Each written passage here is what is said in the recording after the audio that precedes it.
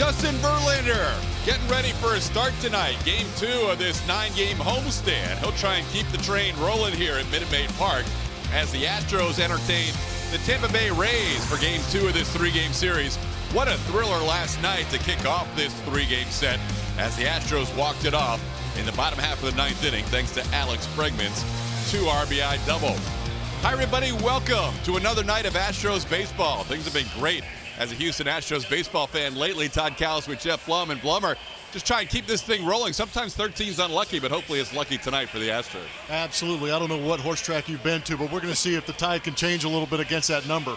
In our Toyota Get Out and Play, we're going to reflect back on what was a very fun night last night. I tell you what, the Astros make it look easy on the road. Then they come home and they've got to fight for it a little bit. But what we saw was a very well-rounded game. A little bit of defense out there in left field from Marwin Gonzalez with that strong arm that he has. And then it's Alex Bregman. We've seen him range far to his right. The strong throw back across, and Yuli gives a courtesy nice play because he's seen it a lot. Some interesting plays last night with the left-hander coming in to face Yuli, who is swinging the bat extremely well. The runner's on base, drives in a runner. They kind of had to scratch together some hits, base runners, eventually the bunt from Tony Kemp, and then obviously the big hit from Alex Bregman coming up is the one that walked him off. But these guys are playing good team baseball. They have to fight for it a little bit here at home. The Astros tonight trying to do something the Astros have never done in franchise history, and that's win 13 in a row during the 12-game streak. Last night was a close game, but there's been a lot of games where the offense has just dominated. Yeah, absolutely. And a lot of those games being on that 10-game road trip where they're putting up phenomenal numbers. The starting rotation, even with that 3-9-3 not being where we're used to seeing it, they are getting picked up by the offense. And how about the bullpen turning it around also, making some great pitches, low ERA, so everybody capitalizing on those runs being scored. Could be a historic night tonight with their ace, Justin Verlander, on the mound. Justin Verlander against the Rays ace, Blake Snell. Should be a great pitching matchup as we continue on a Tuesday night from Minute Maid Park.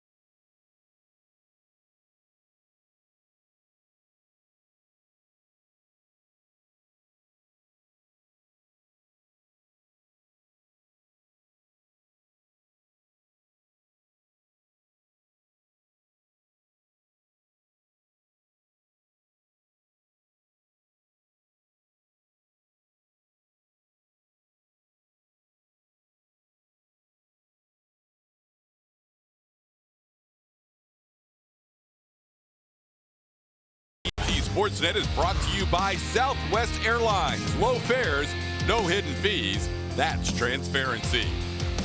By Ram Trucks, built to serve. And by Jack in the Box. Try the $4.99 Jack Spicy Chicken Club combo with toasted sourdough.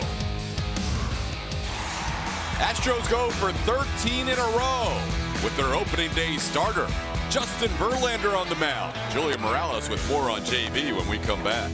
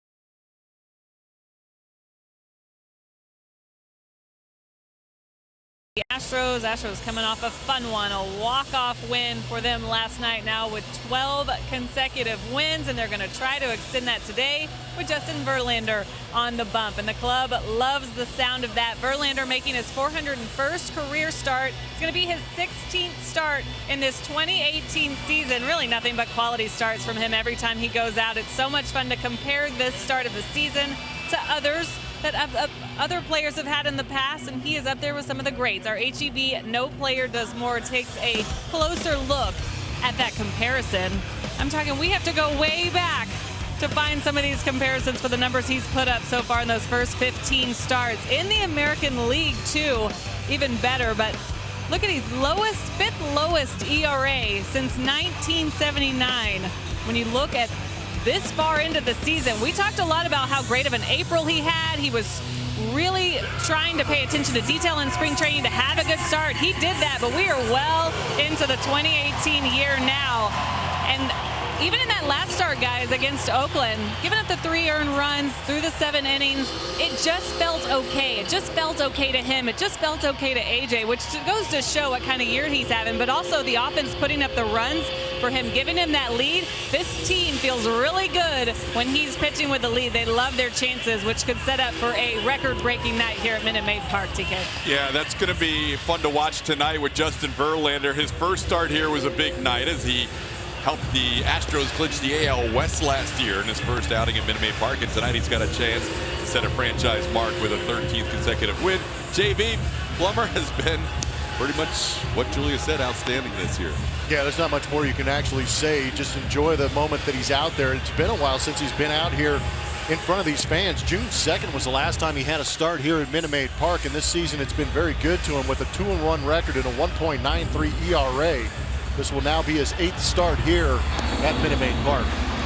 He said he just needs 2 more warm-up pitches, so that'll give us time to show you the lineup that he will face tonight for the Tampa Bay Rays. Kevin Kiermaier back after being on the disabled list for 60 days, coming off right thumb surgery. 5 rehab games, and Kiermaier ready to go. He'll be followed by Matt Duffy And Jake Bauers hits in the third spot. Wilson Ramos, who got things going for the Rays last night with a 2-run home run against Garrett Cole, hits cleanup. Joey Wendell is at second base. C.J. Crone is the DH. Malik Smith plays left field with Kiermaier back in center. And Carlos Gomez, the former Astro, in right. Adeiny Echeverria rounds out your lineup for Kevin Cash. Astros 2 other times in franchise history have won 12 in a row. They did it in 1999 in September. They were in a tight race with the Reds for the NL Central crown before reeling off 10 in a row. And then also in 2004, it started in late August and concluded on September 8th. The Astros winning 12 in a row that season. Now they have won 12 in a row, and they play game number 75 on the season, looking for their 50th win. And Kevin Kiermaier swings the first pitch he sees coming off the DL and fouls it out of play.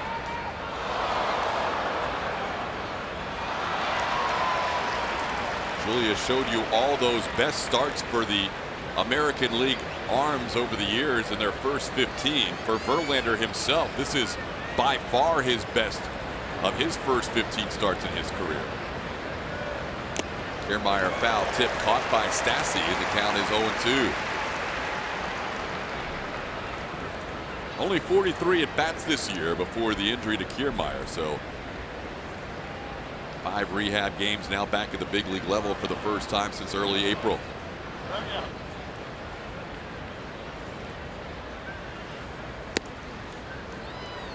Verlander missed up high. It's 1-2.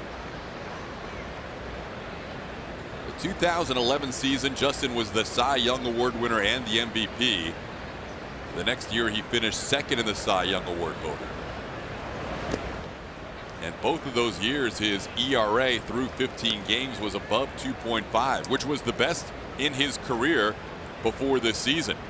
2.66 in 11 and 2.57 in 12. And this year, he's at 1.61 through 15 starts, almost 1 run better in ERA than his MVP season.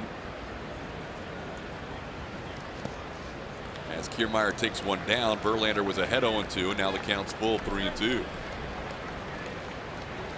Amazing. At age 35, we're maybe seeing the best of all his incredible years in the game.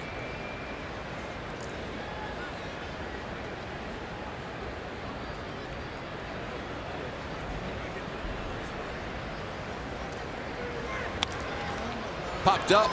Yuli Gurriel's playing third base tonight. He was the only one on the left side of the infield, and he makes the play for out number 1. Starting defense has a different look tonight, brought to you by Xfinity. Alex Bregman makes the start at second base. That's the second time in his Astros career he's done that. Tyler White starts at first. You already saw Yuli at third and Carlos Correa at short. The outfield is Marwin Gonzalez, Jake Marisnick, and George Springer. And then behind the plate will be Max Stassi tonight. Tyler gets his first start of the 2018 season. Here's Matt Duffy. Duffy takes a pitch for a ball. It's 1-0.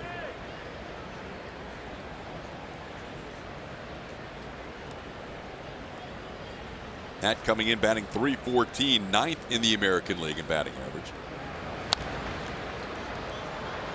Fouls one away. It's 1-1. Yeah, it's an interesting defensive alignment. But Alex Bregman earlier getting out there, taking some ground balls, and I guarantee you he knew last night that he was going to be playing second base. AJ's pretty good about letting these guys know early, but he's having a good time with it. We know he's a very good athlete, came up as a shortstop, so transition shouldn't be all that bad. But I think a lot of it had to do with the fact that there's a left-handed pitcher going against them. Marwin Gonzalez getting out there in left field, unable to play at second base. Base hit into center field. Jake will cut it off. Matt Duffy's done a nice job this year against righties as he has a base hit into center for the first hit of the night. So you take Tony Kemp out of there, don't want him to go left on left. You get as many right-handers in there, so you move Yuli Gurriel from first to third, put Tyler White at first base because he might have been the only other option. He's played some second base. But I think this is a pretty good defensive alignment behind Justin Verlander without Altuve in there. For a guy like Bregman, shortstop at LSU, mostly third base at the big league level. For you, a guy that moved around a little bit on the infield, what's the biggest adjustment going from the left side of the infield to the right side? Short throw. Just Don't have to waste that arm. I know they play a ton of shifts, and we'll probably eventually see Alex Bregman on that shortstop side, but the throw is so much easier. You've got plenty more time. So you can go down with all your fundamentals, take your time on ground Oh, runners. dress it up for TV? Absolutely. Here's Jake Bauers.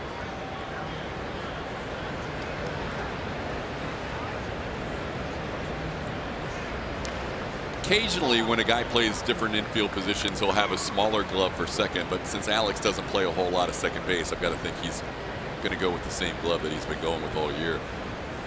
Yeah, I was always a guy, and I think Marwin's the same way. Plays with a little bit bigger glove at third base, but he'll use the same glove at shortstop and second base. Just because you're turning that double play, it's something you're comfortable doing that transition with. Here's one to Correa in the shift. Nobody covering second. Carlos checking with Bregman to see if I didn't make that play, would you have had it? And that's always a split-second tough decision for the shortstop in that three-man infield on the right side. No, you have a three-man infield on the right-hand side, and that ball's hit to Carlos Correa. You're not turning the double play. You're sacrificing 2 outs for 1. So Bauers grounds out, Duffy on second base, and here is Wilson Ramos. Ramos, in a season where not a lot of catchers are having great years across baseball, is first right now in all-star balloting in the American League as he passed Gary Sanchez and fouls one away. It's 0-1. Coming in, Wilson Ramos batting .286, hit a home run last night. His 9th, has 35 runs batted in. Wilson was setting up for a phenomenal free agent contract until he blew out that knee with the Washington Nationals. He was having an MVP type year. Very good behind the plate, putting up great offensive numbers, and Tampa Bay took a chance, and now he's putting up numbers for them. He could very well be a trade piece before the deadline this year. No, he will be very appealing.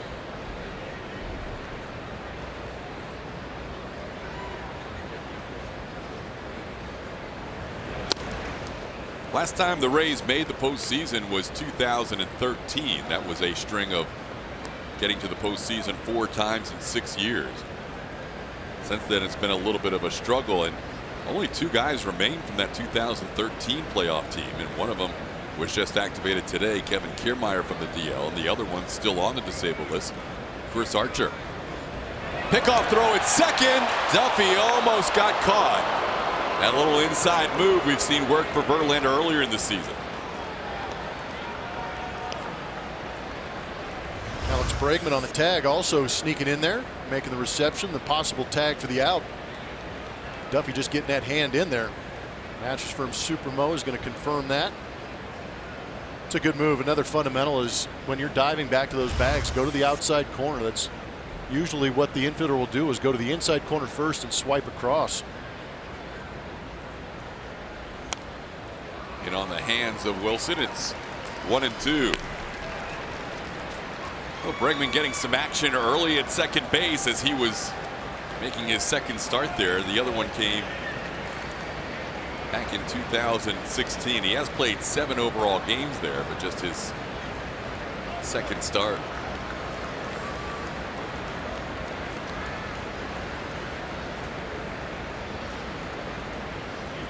One-two pitch, swing and a miss. Stassi won't even have to tag him as Ramos heads back to the dugout.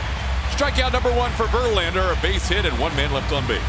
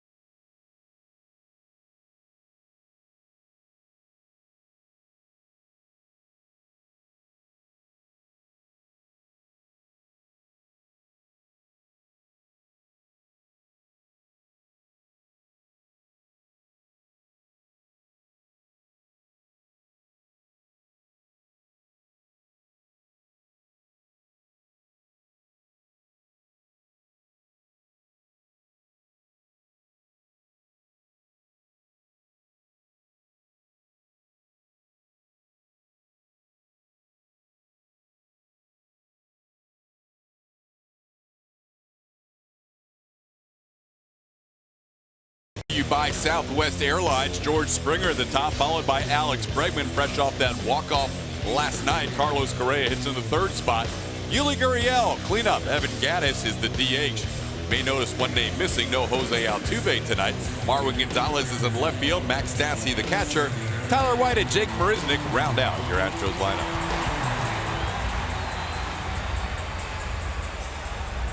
Left-hander Blake Snell going for the Tampa Bay Rays. He's having himself a pretty good year in 15 starts this season. 8 wins, 87 1/3 innings pitched, 97 strikeouts, and that's what's interesting about Blake Snell. Over the years, he came in 2016. The one thing we've noticed is that K rate is going up and the walk rate is going down. He has great stuff, fastball, and then he'll evenly split almost the changeup, curveball, and the slider as far as secondary pitches. He averages 95 miles an hour on that fastball. Going to be a tough customer tonight for the Astros for sure. They have had success against Blake in the past, but as Blummer mentioned, this guy is much improved over maybe the Blake Snell they've seen in previous years. And the count's 1-1 on George. George coming in tied for third in the American League with 54 runs scored. He has 5 leadoff home runs this season. Takes a pitch in the dirt. It's 2-1. The walks have been an issue for Snell earlier in his career, and also getting into too many hitters counts have been an issue. This year he's done a much better job of staying ahead and attacking the zone. As Springer, a diving stop by Echeverria. George beats it out. Echeverria, an outstanding shortstop for Tampa Bay. Did a good job on the dive, but couldn't make the throw and beat Springer to the bag. Yeah, he laid out and knocked it down. It didn't go cleanly into the glove. He might have had a chance if it had gone cleanly into his glove. A good changeup down and away on that M.D. Anderson strike zone as George stays on it, making a bid up the middle. And you can see that ball popped out of the glove. If that ball stays in his glove, it might be a little bit different because Echeverria is a very good shortstop.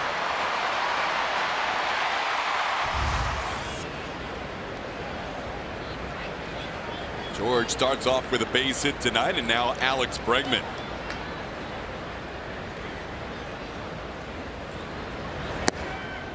Bregman playing second base tonight in place of Jose Altuve. Told Julia Morales in our post-game interview that Altuve told him when he headed to the on-deck circle that I'm not going to carry a bat or batting gloves to the on-deck circle. So you better go ahead and win it. Which he did.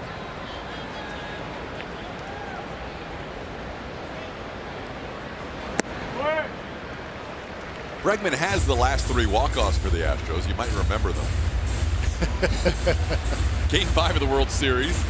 Oh, yeah. Yeah, I think I remember that one. A pop-up against San Diego. That was legendary. And then last night. Another one.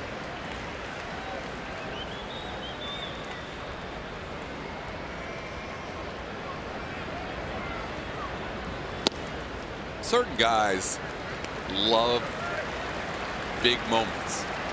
And early in Alex Bregman's career, he is proving to be one of those guys. That is a very good attribute to have. Sometimes you can't teach that. But Alex has the talent and the mentality to go with it and thrive in those situations. 4-pitch walk. So when we were commenting on Snell's control, first time he works out of the stretch, he walks Alex Bregman on 4 pitches. So an infield hit and a 4-pitch walk, and the Astros are out quickly tonight. That was last night. Alex Bregman staying back on a slider from Sergio Romo, and I really think the Astros benefited from some of the bullpen use last night. Romo's a good guy to go in there against if you have the patience and the ability to stay back, and Alex Bregman did, staying back on that slider. He likes to have a little bit of fun with his friends, too. And that was the other comment he made to Julie about how he is having the best time in the world with his best friends in the world. And these guys are very close and are having quite a run right now. Slowly hit towards third to second, close there. Alex really hustling to second, and Duffy just able to get the force for 1 out. Good hustle by Alex.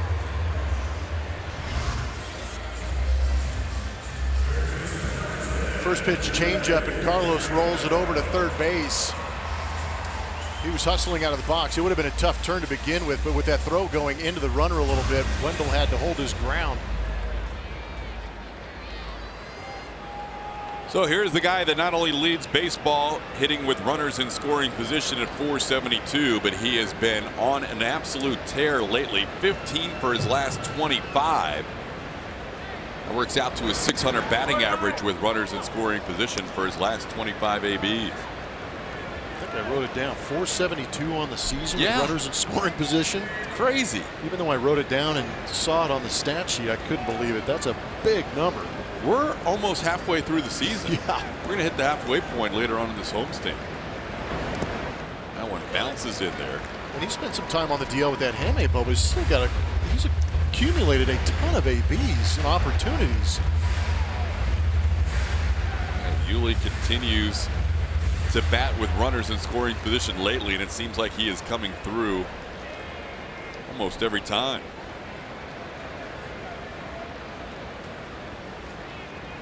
Springer on third, Correa on first.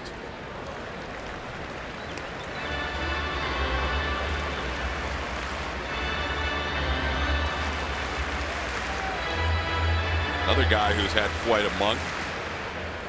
Waiting on deck, Evan Gattis. Gattis the day off yesterday.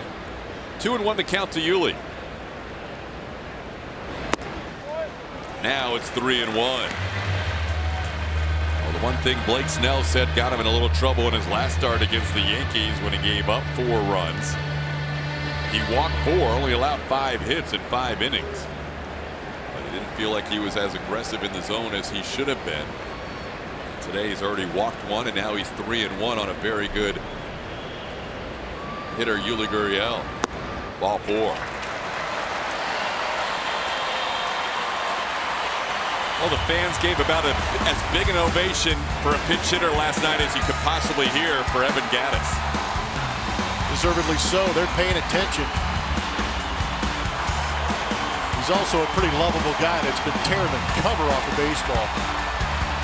Many were standing when AJ went to Gattis, and there's a few standing right now as Gattis is introduced with the bases loaded and 1 out and a mound visit.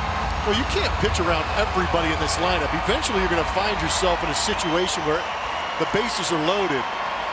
And now you've got the matchup that AJ wants, having a guy who just won Player of the Week at the plate with the bases loaded. He's already got 1 grand slam this week. Player of the Week, 4 home runs, 15 RBIs, a 1423 OPS.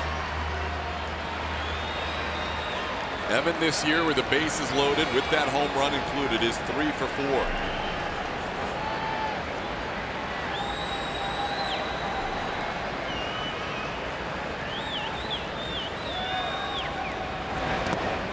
Tried to hold up, but he goes around. We're seeing Snell's not afraid to start counts with breaking balls, trying to keep the Astros off balance. Yeah, I think you saw a little bit of the anxiousness of Evan Gattis. That was not a very good first pitch, but maybe trying to do a little too much. Hopefully he settles down after getting that first one out of the way.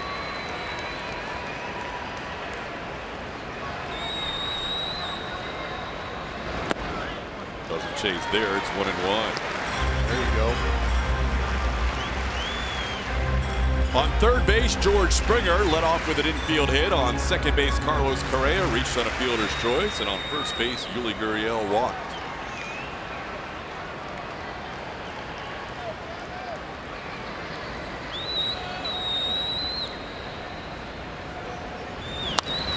In the air, right field. Not all that deep. Carlos Gomez makes the catch. Here comes Springer. The throw is bobbled and no call yet out at home plate. Springer apparently missed home plate with the dive. And Ramos missed him initially with the tag and was able to come back and get him for the final out of the inning. No challenge from A.J. Hinch. We're going to head to the second. George just couldn't quite reach that backside of the plate.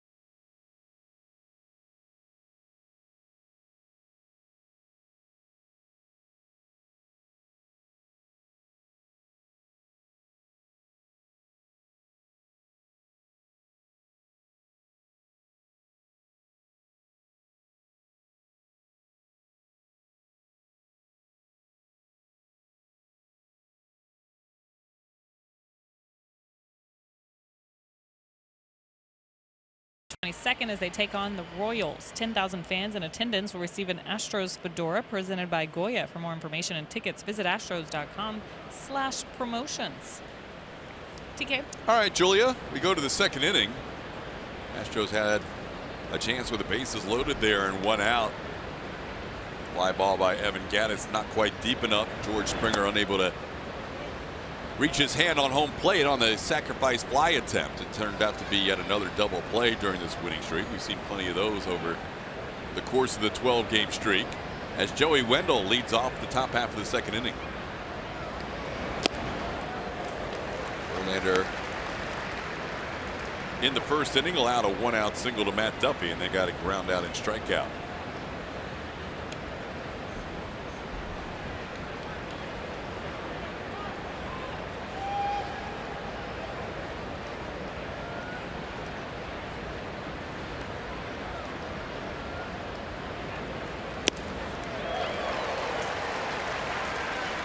Justin ahead 1-2 with that strikeout in the first inning, getting Wilson Ramos to end the inning. Verlander moved in to 29th place all by himself on the all-time list of strikeouts. Broke a tie with Javier Vasquez, now with 2,537 strikeouts for JV. Add another one to the list. He gets Joey Wendell looking. Second strikeout in 25-38 of his career. Going back to that potential sac fly in that red zone is where Gomez is creeping up, and I know that the Astros want to test that arm because it's not one of the better ones in all of baseball, but at the same time you've got to be a little more sure about being able to get to home plate. It was a very shallow fly ball. Here's CJ Cron. Verlander misses with a breaking ball. Cron has really struggled, as you can see, below his season numbers. Last night he was 0 for 4 with 3 strikeouts. Overall 0 for 23 with 18 punchouts. There's a ball crushed to left field, and the Rays are going to take the early lead. CJ Cron, who hasn't done a whole lot here since the middle of May, ends up hitting his 16th home run of the season. He took a 1-0 fastball and put it into the Crawford boxes. That was the 8th home run hit off Justin Verlander this season. You can see Stassi setting up away, but that up and in zone is where actually CJ Cron's been pretty good throughout the course of the season. He's a 375 average on the up and in. Middle end, he's 333. So with that pitch tailing away from where he wanted it located, it got hit pretty good.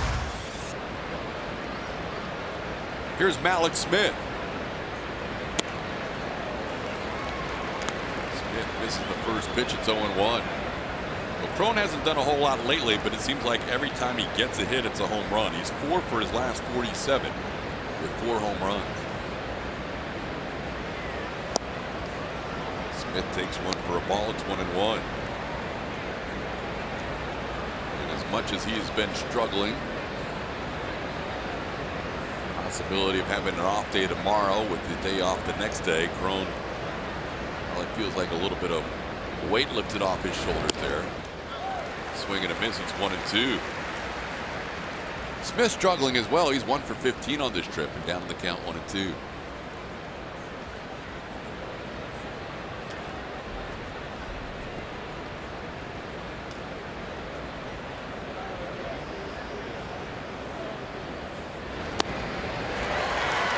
Comes back with a strikeout in this inning, the home run and a couple of strikeouts. You really never want to face an ace like Justin Verlander after he just gave up a home run. Usually pretty aggressive, trying to get that next out in dominant fashion, and he did. Backdoor curveball is pretty good. Guess who's batting, if you can't tell from the crowd's reaction? It's Carlos Gomez. Gomez ended the bottom half of the first inning with an assist as he threw out George Springer trying to score, and Verlander starts him off with a swing and a strike.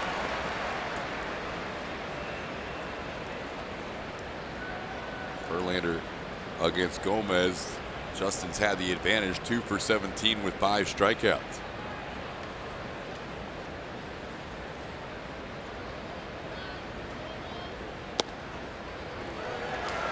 And another called strike. It's 0-2.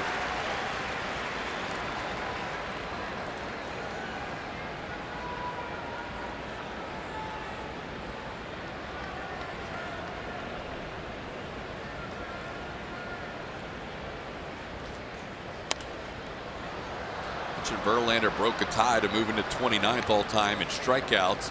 Up next for Justin on the strikeout list is Jerry Koosman. He is 17 away from Koosman for number 28 all time.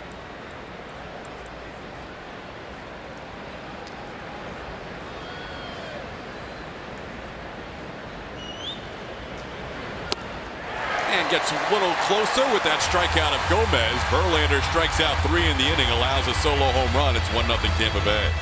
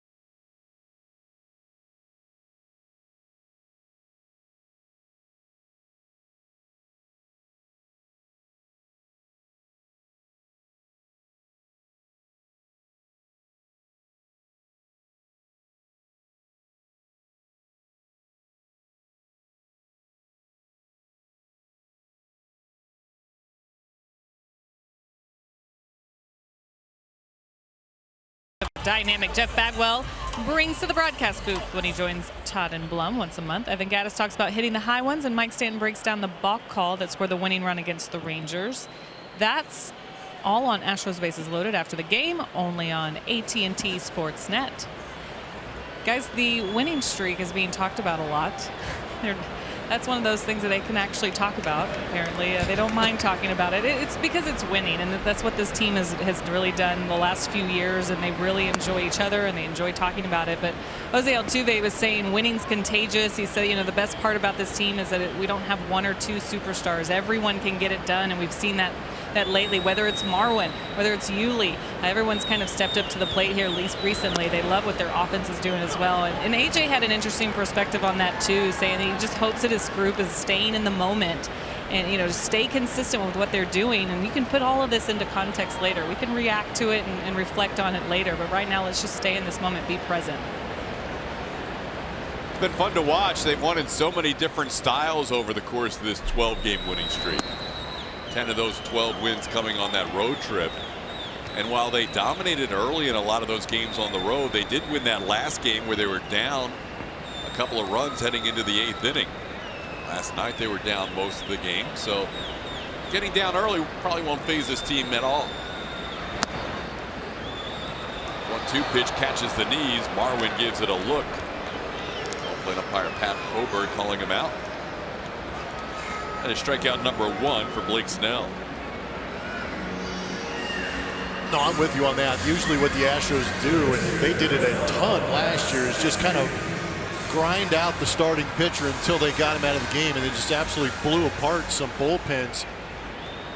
And they got into that bullpen early yesterday, considering it was a 3rd bullpen day in a row for the Tampa Bay Rays, but they've done a good job of that 7th inning on again this season. They're hitting .273, which is best in baseball. Also scored the most runs in that stretch. The Cubs were right on their heels. Max Stassi taking a pitch. This is Max against the lefty, which has worked out very well this year. 365 against left-handed pitchers.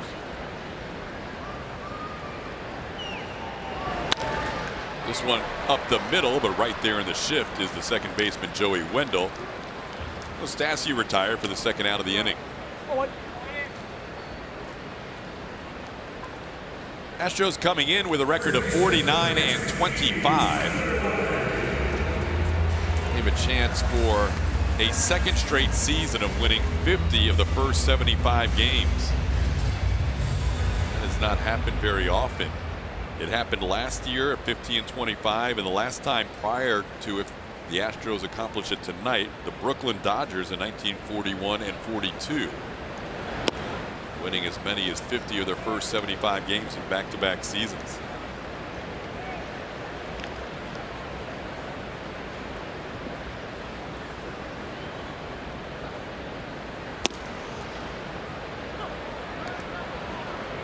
Seems like the Astros keep accomplishing things that haven't happened in a long time.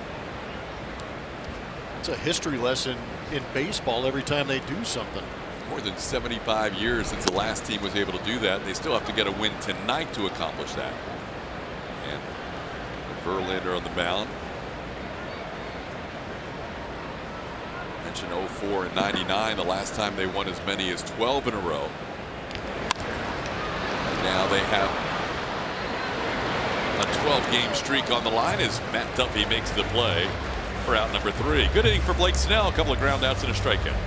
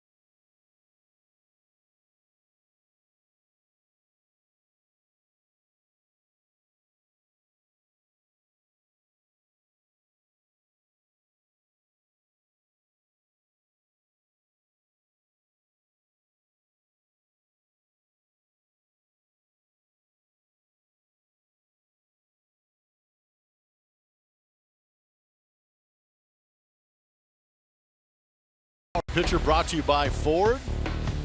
Opponent's whiff percentage against that slider from Justin Verlander relatively good in 16 and 17, but it jumps to a phenomenal level of almost 70% in 2018. We've actually seen a couple of pitchers, Charlie Morton, Garrett Cole, even Dallas Keuchel, their sliders have gotten better under the tutelage of Brent Strom. But Justin Verlander already came over to the Astros with electric stuff, and now that slider getting that much better. He's gained a lot of confidence in it. He's using it at the highest rate of his career. He gets a called strike. It's a good wipeout pitch when he gets to 2 strikes after letting that fastball eat. Get ahead of the count very often. He faces a Danny Echeverria here. Fouls one back and he's down to the count 0-2.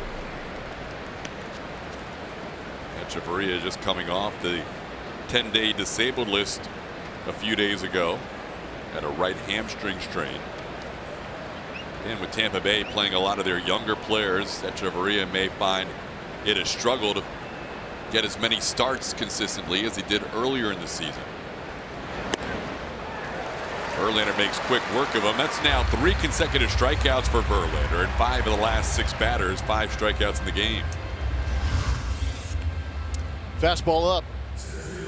And you're right, he's not messing around. He's coming right after some of these guys with that fastball. Saw it with Carlos Gomez, and now you see it with Echeverria, just attacking that zone with the heater. He can fill up a strike zone when he's feeling good and locating nicely. But to your point about Tampa Bay, they've had 15 rookies make an appearance for him this season. That's already. That ties the Miami Marlins. A lot of young players getting their debuts and playing here for Tampa Bay. Normally Willie Adames will be the shortstop. Getting a day off tonight as Kevin Kiermaier takes one inside for a ball. It's 1-0. Kiermaier popped up his first time up. A lot of new faces in that dugout for Tampa Bay. Start putting their names on the front of the jersey. Fouled back, it's 1-1. Their separation for this season, and they played a little bit under 500, but close to 500 for the first couple months, has been they beat up on the teams below 500. They're 21-9 on teams 500 or below, but against teams 500 or better, just 12-30. And when you play in the same division as Boston and New York, you face a lot of games against teams above 500. Yeah. That division is tough to begin with, but we are so spoiled here in Houston because of the continuity of this team. These guys are going to be around playing together for a while, so you get to get used to the names. They get to get used to each other and have a good time, whereas Tampa Bay, there's so much turnover. You have a tough time relating to many of these guys because you're not sure how long they're going to be there. Last fastball at 97. Kiermaier kind of an excuse me check swing foul ball. Pitch got all up in his business.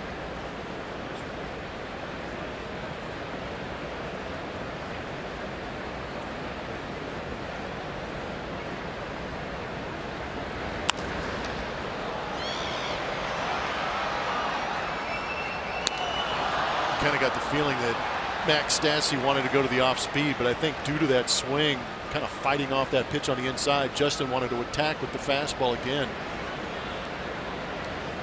McCann has caught the majority of Justin Verlander's starts since coming over. All of them last year and almost all of them this year, but Stassi gets the start tonight. And now breaking ball, and Kiermaier frozen. Catches the outside corner for another strikeout. That's 6 of the last 7 batters for JV. A little more of the curveball, but we've seen him throw some good ones on that outside corner. Not necessarily where he wanted to go with, but still created enough break to get it back in the zone.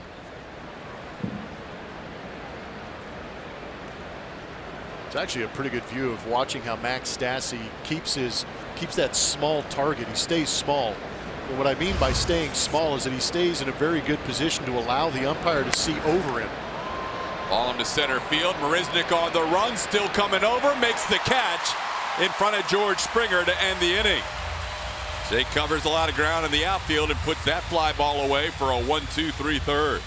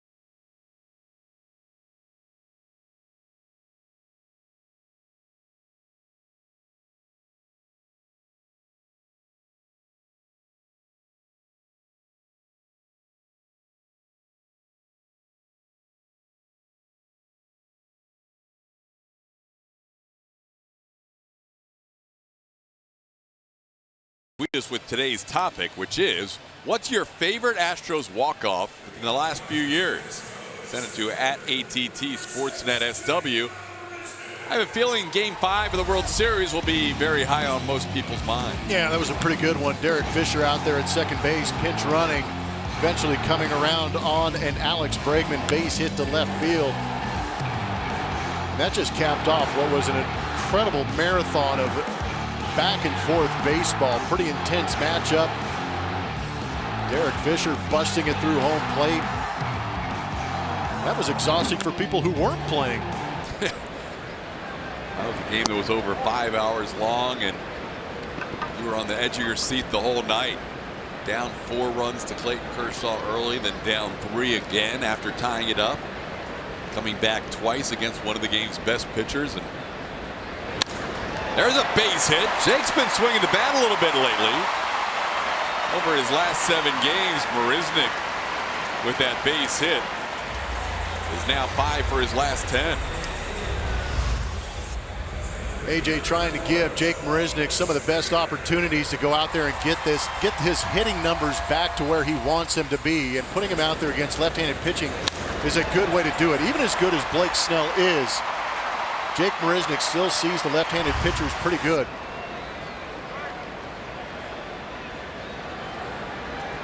A couple of Jakes over there at first base discussing things. Marisnick and Bowers. Here's George Springer. He had an infield hit his first time up and takes a fastball for a strike. It's good to see Jake get that hit, just in the sense that second inning went 1-2-3, and I think Blake Snell might have settled in that second inning knowing that he got a pretty good double play to finish off the first, where he was in a heap of trouble with all the base runners. He had walked a couple of batters. 1 out, bases loaded against one of the hottest hitters in the game, Evan Gattis, and he was able to get through it. This one up the middle, but there is Wendell. He'll flip it to Echeverria. George is safe at first. Echeverria came across the bag. AJ may want to look to see if Echeverria actually clipped the bag.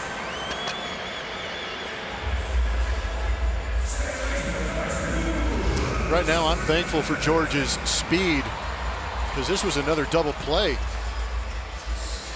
Did clip it with that right leg coming across. Looked like he missed it with the front foot. Yeah, caught it with. Yeah, there's no intention to get it with the left foot, to be honest with you. The whole thing is to swipe it with that right foot, and that's kind of the old school way of going to it, because you want to swipe with the right foot to get out of the way of the base runner sliding in. Now there's no need for that, but still, that's an old school way of coming across the bag, and Echeverria did it very good. Well, George reaches on the fielder's choice. Here's Alex Bregman. He takes one outside for a ball. Alex walked his first time up. George has shown some pretty good speed getting down the line a couple of times tonight. First time on an infield hit, and that time avoiding the double play.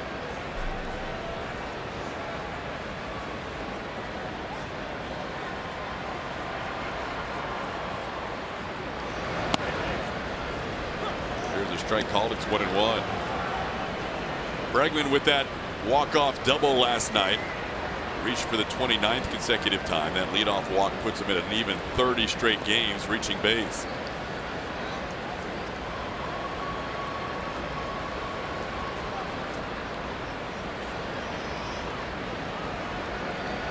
George on the move. Ground ball foul.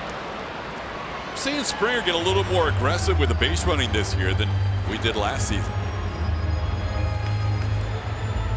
He's picked some good spots to go, too. Like him going first move. It's always nice when you can try and start moving at first base, because it really moves that infield around a little bit. Not that you really need to in the shift situation, but it takes your double play opportunity off the table too. In the dirt, gets away, and just that stolen base attempt, even on the foul ball, caused Snell to linger a little more in the set position, and then he spiked the pitch into the dirt. Yeah, sometimes pitchers have a tough time having their arm catch up when they do that slide step. You can see not as high a leg kick, rush that arm through to catch up with the body, and he spiked that slider down in the dirt. He almost has no chance.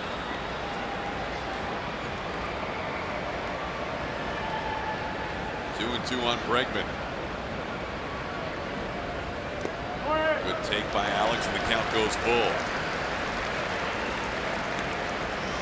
Even though Snell's left-handed, he should do a pretty good job of holding guys on, but he's a big kid. Tall, lanky, about 6'4", 6'5", so it takes him a little while to unfold. If you can pick something in that windup or out of that stretch that you can go on first move, it might take him a little while to get to home plate.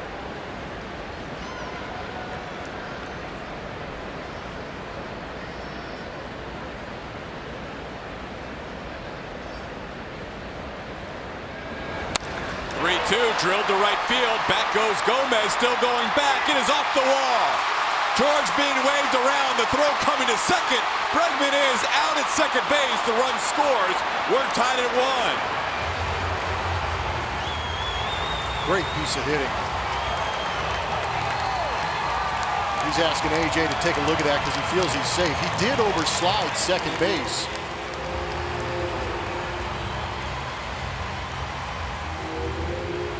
AJ's still waiting to hear from the guys in the clubhouse, but a fastball away. Alex staying on it, driving it nicely over the head of Carlos Gomez.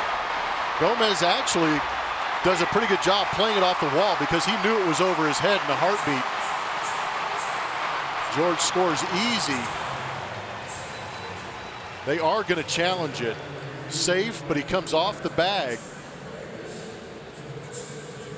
Ooh. He might have gotten back in there. I'm with you on that. But is it enough to overturn it?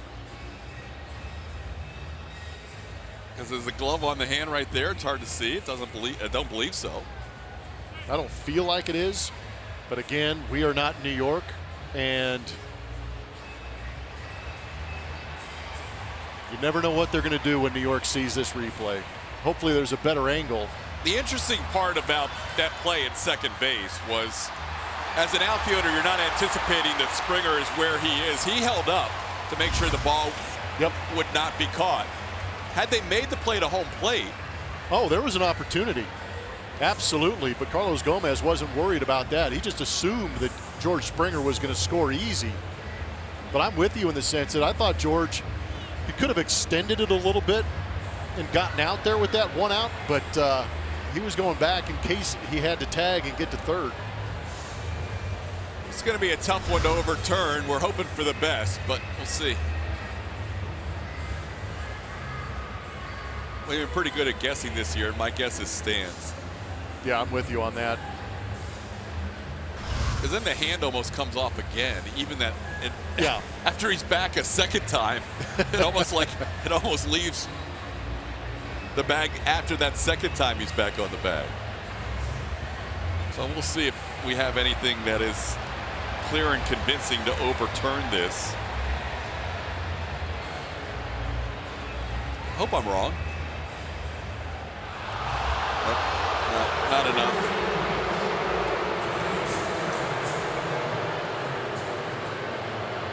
Bregman out for the second out of the inning. But in the process, drives in the first run. That was pretty close. But again, as a player, you go in on that play, and I'm sure Alex is going to say, look, he did not tag me. But again, it matters what's on the video screen, not what the player feels. Astros have tied up the game at 1 on Bregman's 41st RBI of the year. Here's Carlos Correa.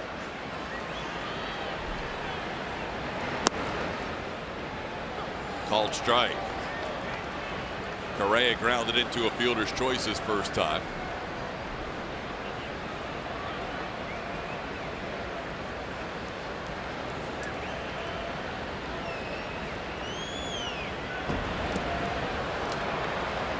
Snell ahead of the count 0-2. Snell, 25-year-old left-hander, making his 4th career start against the Astros. Previous 3 have not gone very well. 0-1 with a 7.50 ERA, but he's able to strike out Correa here. We're tied at 1 heading to the 4th.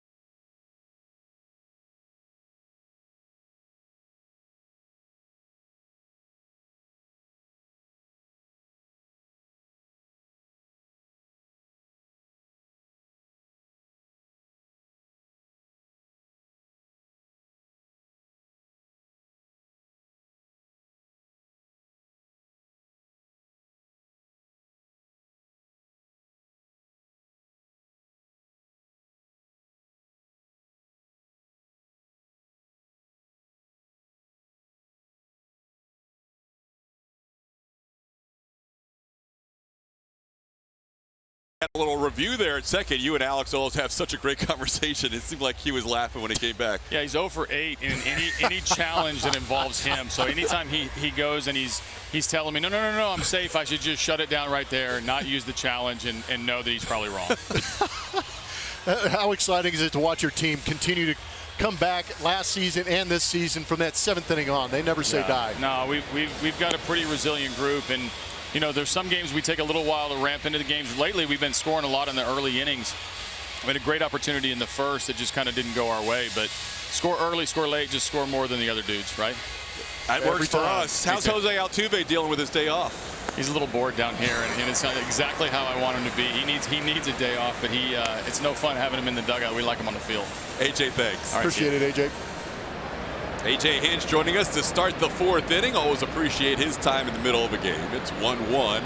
Astros and Rays. Justin Verlander ahead of the rookie Jake Bauers 0-2. And he bounces one in there. It's 1-2. Always fun to hear the inner workings from a dugout, and AJ and Alex have a special relationship. AJ giving him about a big a hug as you'll see in a regular season game after that walk-off yesterday. It's amazing how he's been able to do it. And I know he had an opportunity to manage in Arizona, learned a lot from that experience, but the ability to be in that dugout and be, Stassi's all right, that backswing caught him in the mask.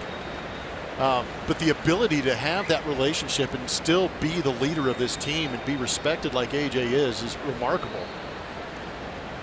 Because at times he can be one of the guys. Yep. But at the same time, when he needs to be stern with these guys, he gains a respect. It's unbelievable. 1-2 pitch bounces in there. Bowers won't chase it. 2-2. Well, AJ gets to watch Justin Verlander tonight, and we're still just about a month away, a little less than that from the All-Star game. But certainly right now, if you were AJ Hinch, you have to think very strongly about number 35 as your American League starter. All sort out as we get closer to that All-Star break in Washington, with who's pitching on the final day or two going into the break. All-Star game coming up on the 17th of July. A little less than a month away. Actually, it's just 4 weeks from tonight. 2-2 the count to Bowers. Up high, and now it's 3-2. Just 22 years old, out of Huntington Beach, California. Did his big league debut earlier this month.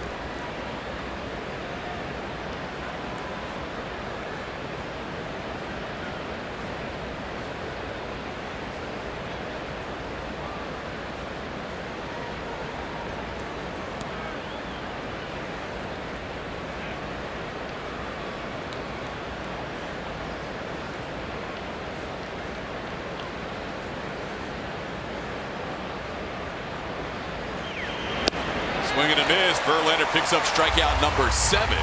96-mile-an-hour fastball. Cheer on the Astros in the loudest and most energetic part of the ballpark during every Friday night home game. The Stro Zone, presented by Texas Mahindra Dealers. Fans with a June 22nd Stro Zone ticket will receive an exclusive Charlie Morton CFM t-shirt. Visit Astros.com/StroZone now to purchase your tickets. Kansas City will be in town for that weekend as Wilson Ramos fouls one away.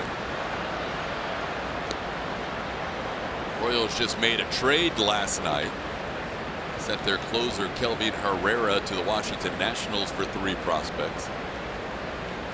Their bullpen wasn't all that strong prior to Herrera being traded. Astros were able to get to that pen on Sunday for 3 runs in the 8th and a run in the 9th.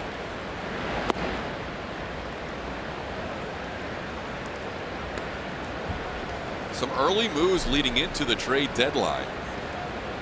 Herrera going to the Nationals. We've already seen the Seattle Mariners acquire a couple of players from Tampa Bay, getting Denard Span and Alex Colomé in a deal. Slider swing and a miss by Ramos, and Justin ahead 1-2. Justin trying to add on to those numbers. Very good strikeout numbers through the first 15. Starts for him. Just a wave and a miss.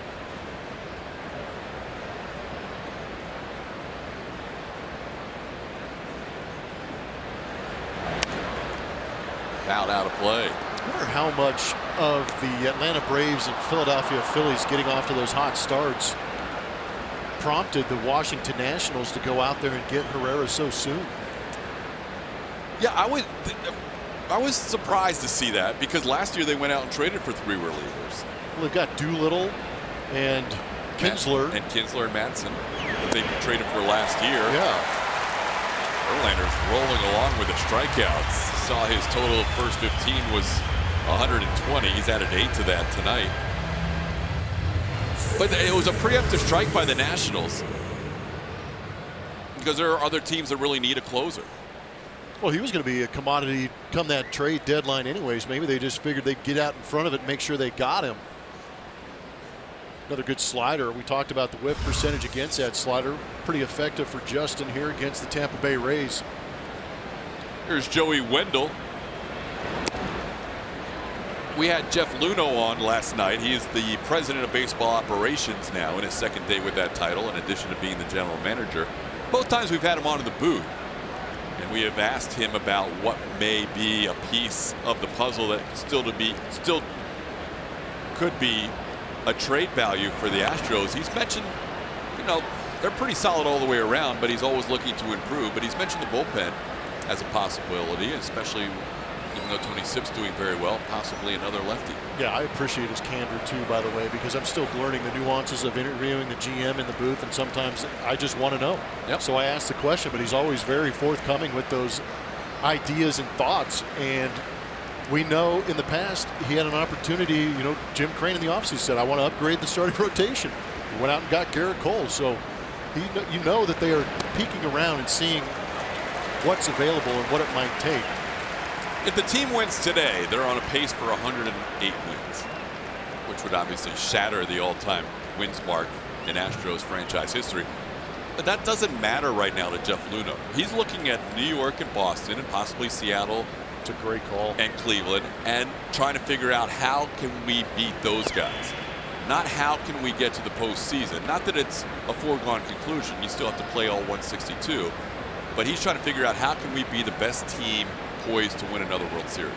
No, you mentioned it yesterday. There's a pretty good line between the haves and have-nots in the major leagues, especially the American League. And if you want to get back to the World Series, it seems it's going to have to go through Boston, New York, some of those teams. So he's trying to figure out the best way to get through those guys. Ball hit hard past the diving Tyler White into right field. Springer makes a sliding stop. Wendell to second base, and he will be safe. Joey Wendell with a 2-out double.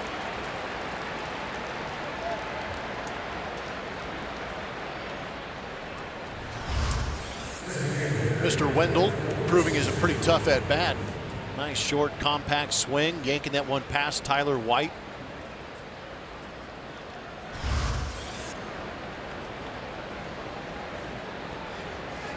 Wendell, a guy that the Astros saw as a member of the A's, played there for 36 games over the last 2 years.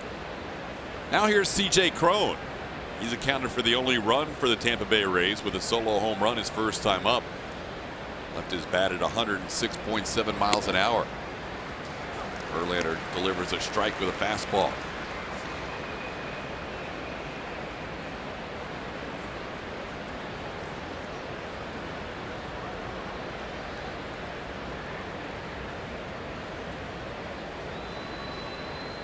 Wendell's double, the third hit of the night for Tampa Bay. That's in the zone, but it was, I don't know, maybe a little up. 1-1. I'll take your word for it. What does MD Anderson say? Ooh. Maybe a little up. Close.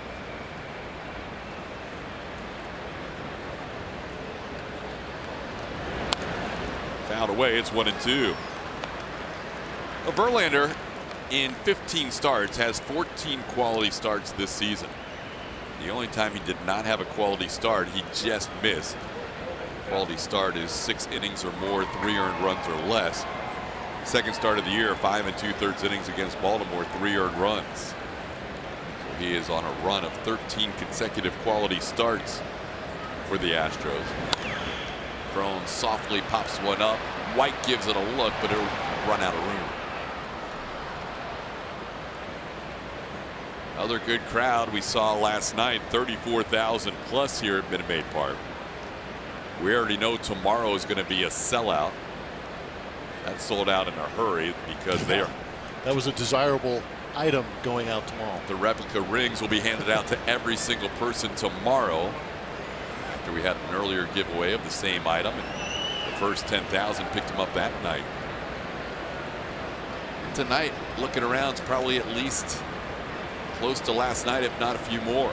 Stassi out to talk to Verlander in this 2-out, 2-strike situation. And in this conversation, Justin did most of the discussing. Yes, sir, Mr. Verlander. Yeah, whatever you say. I will put those fingers down. And I'll be ready to receive that pitch when you throw it. I will frame it to the best of my ability.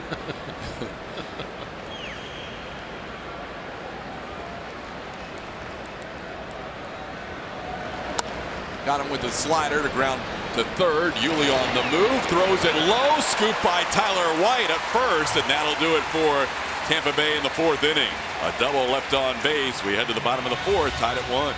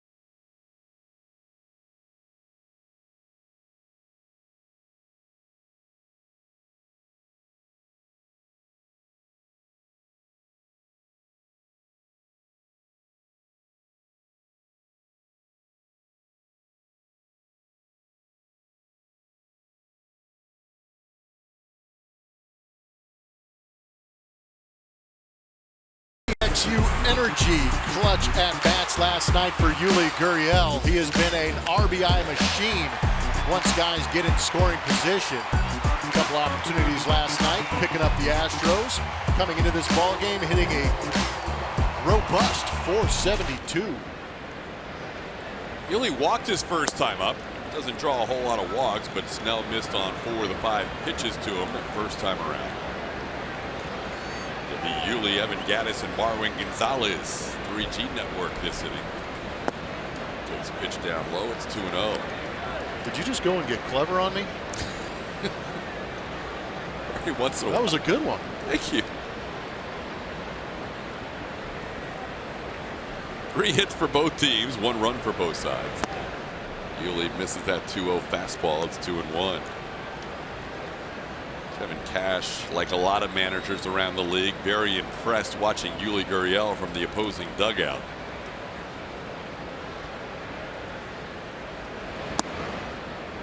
Yuli consistently hits the ball as hard as anybody on the team. Evens up the count at 2 apiece. Yuli's faced Blake Snell 6 times prior to tonight, 3 for 6. But this time he goes around on a 2-2 pitch. Strikeout number 3 for Snell, 1 out in the 4th. Julia? Are you the ultimate Southwest fan? AT&T Sportsnet is looking each month for the biggest baseball fan in the Southwest. Arkansas, June is your month, so use the hashtag UltimateSWFan, ARK on Twitter. Show us why you're the ultimate fan, and you could win a VIP experience. Watch Astros all season long on the TV home, AT&T Sportsnet.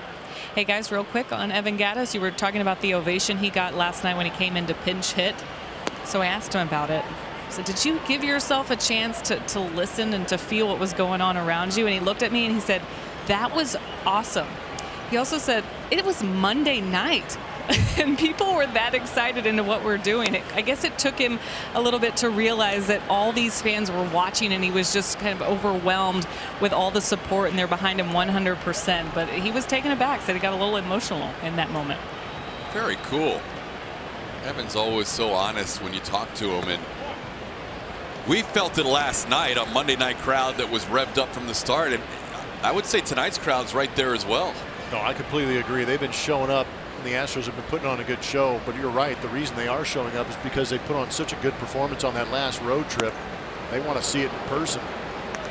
You remember last year, back when Cleveland won those 22 in a row, it was a frenzy when they got up into the high teens and then over 20 and 21. I mean, that field was just shaking at Progressive Field in Cleveland.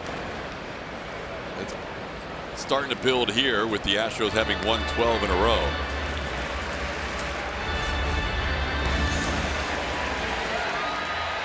This was last night when he came out to pinch hit, bringing them to their feet.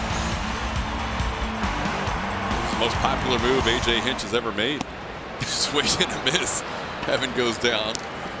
For the second strikeout of the inning, Snell now has struck out 3 in a row, going back to the final out in the 3rd. And that's 4 in the game. We'll bring up Marwin Gonzalez.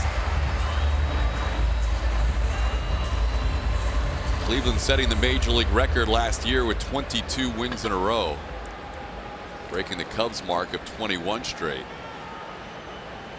There are 2 teams in the major leagues that have a best mark of 12 straight wins. The Astros and Tampa Bay. There are 6 teams that have had fewer than 12 wins as their high water mark for consecutive W's in a season. And when Tampa Bay won 12 in a row, Jeff Blum was part of that scene. Both of us. Well, You were there too. I didn't contribute at all. I might have been pretty close to that too, Todd. Stop. 0-2 the count. Tampa Bay in 2004 became the first and still is the only team to win 12 in a season and lose 12 in that same year. Dubious honor. That was an interesting year, to say the least. And when they lost that game after a 12-game winning streak, they won the next 3. So they won 15 out of 16 during a year where they only won 70. Marwin called 3rd strike, and he's not happy at all with Pat Hobert's strike zone tonight. Snell strikes out the side. We head to the 5th, tied at 1.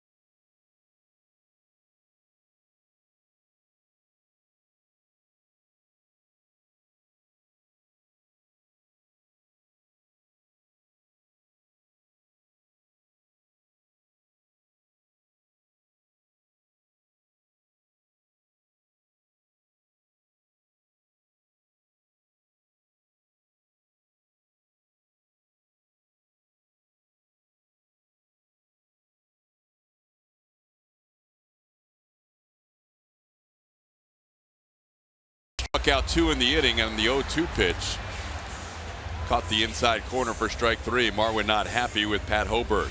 Well, and it goes back to a previous AB where he struck out on a pitch down in the zone. Pat Hoberg is trying to explain it to him. Marwin explaining himself too. He's not happy with the situation. And Marwin didn't say anything right there. That's where I think the home plate umpire needs to just walk away. Instead, he hung around and waited for Marwin to throw his bat and his helmet back. And I can't. I remember a day when you were able to vent. Home plate umpires or umpires around the league would let you get it off your chest. They would explain their case, stand pat in the fact that they felt it was a strike and run you up. But you could air them out without saying a couple of key phrases and making it personal. I just don't feel that that was worth throwing out Marwin Gonzalez. I think Pat Hoberg could have walked away, let Marwin give his bat and his helmet back to the dugout, and left him in the game. Well, at that point, third base coach Gary Pettis had already intervened and was in between the two. And Marwin gave up on the conversation. Yes, he threw the bat back aggressively, but it wasn't. It was frustration and maybe striking out on a hole, and just threw it back to the dugout. He didn't slam it straight down in front of the home plate umpire. I don't think he gave him that much disrespect, to be honest with you. Marwin ejected for the second time this year. Both have been arguing balls and strikes. Tony Kemp takes over in left field as Malik Smith leads off the 5th inning in a tie game. Smith struck out swinging his first time up. Verlander up to 8 strikeouts on the night. Justin's season high was 14 against the Yankees. Second most was 11 against the Texas Rangers.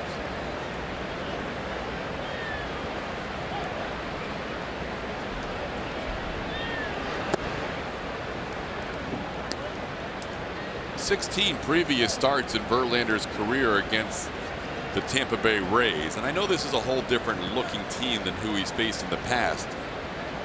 But prior to tonight, his strikeout high in 16 starts, 5. In 16 starts, the most he's ever struck out against Tampa Bay was 5 before tonight. That is pretty odd. Yeah, it almost didn't make sense looking at that in his game-by-game log. 3-1 pitch popped in the air. Yuli gives it a look, and it's in the camera well. Count goes full.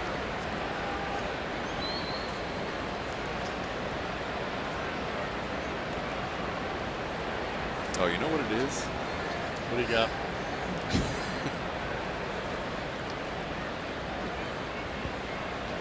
The strikeout column is over 1. They didn't line it up right on the notes. Unless he struck out, unless he Gave allowed up 10 home runs. But it's shocking that he walked 5, because the 5 should go in the walk column now. So he did walk 5 Rays in his last start against them last June. But he has struck out as many as 10 against Tampa Bay on July 29th. It's a good thing Ron Burgundy's not doing this broadcast. I'm glad you picked up on that. Stay classy, Houston. He walked out. He struck out 5 or less, but gave up 10 home runs in one game. I would have read that column. What kind of managing is that? I kept looking at that. I'm like, that doesn't seem right. Oh. The weird part is that every other column is filled in, so I don't know what's missing. Something's missing. Anyway, he has struck out 10 Rays before in his career. He might do it again tonight. Carlos Gomez with a strikeout victim his first time up. Gomez has been active defensively, throwing out a couple of runners tonight. He threw out George Springer at home and then threw out Alex Bregman at second. Takes a pitch for a ball. It's 1-1.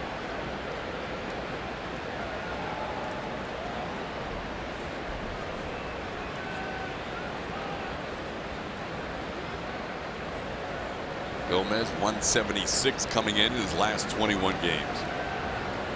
That's since the 26th of May.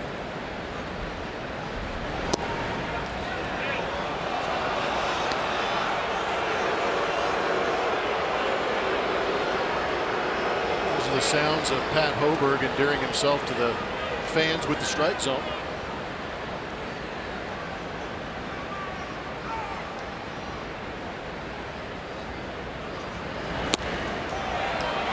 2-1, and a long look in from Verlander. Doesn't like that non-strike call.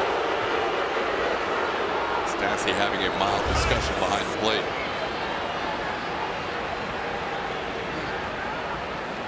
It's been pretty accurate tonight, even though the Astros are a little frustrated right now.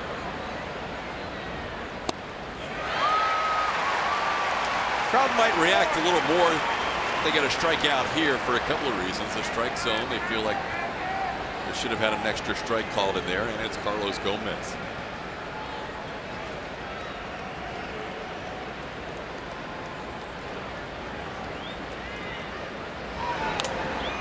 Gets a piece off the mask of Stassi, stays 3-2. Verlander needed 23 pitches to get through the 4th. About to make pitch number 75 on the night.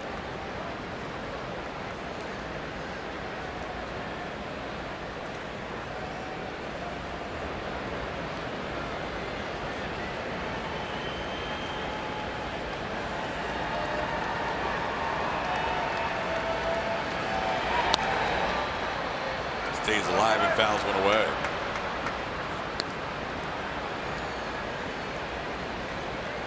Mentioned Verlander with 13 consecutive quality starts coming into this game. Not only leading the American League in ERA, but leading all of baseball in opponents' batting average and opponents' OPS.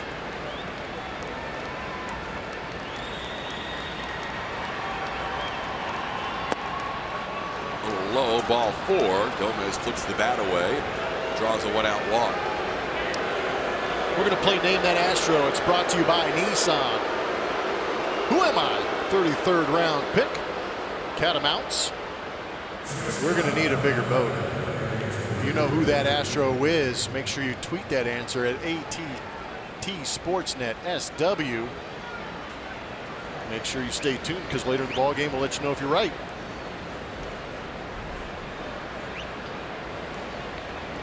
Here's a Danny Echeverria. Gomez 4 steals and 6 attempts. Verlander checks him at first. Echeverria struck out his first time up. That was strikeout number 5 of 8 for JB.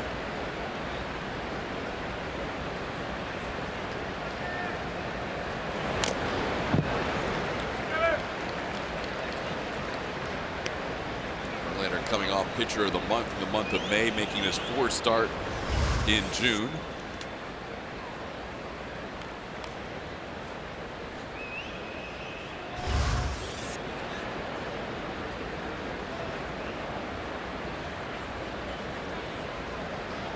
Those 13 straight quality starts. Most hits he's allowed in any of those 13 is 5. Done it 2 starts in a row. He's allowed 3 hits tonight.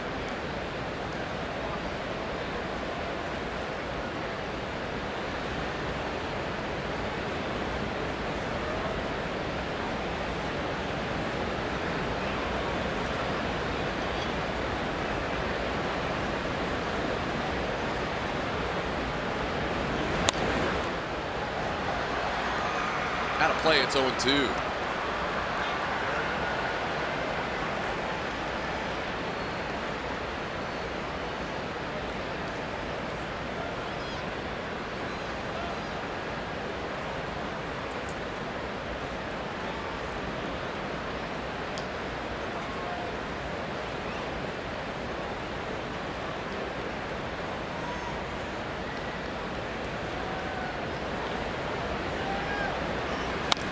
In the air, center field. Marisnik going back. Has a play. Makes the catch for out number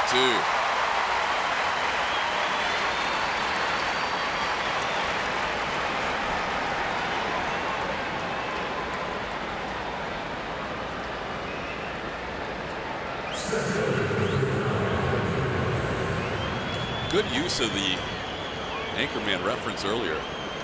For people that don't exactly get it, everything Ron Burgundy saw on teleprompter he read. Kind of reminds me of the first 2 years I did this job. They'd hand me promos, man. I'd read them word for word. Some of them would have a couple of typos in there. I was just blowing right through them. It was awesome. I'd have wrong dates, everything, man. I'd crush it. That's the only reason I know that. I'm Ron Burgundy.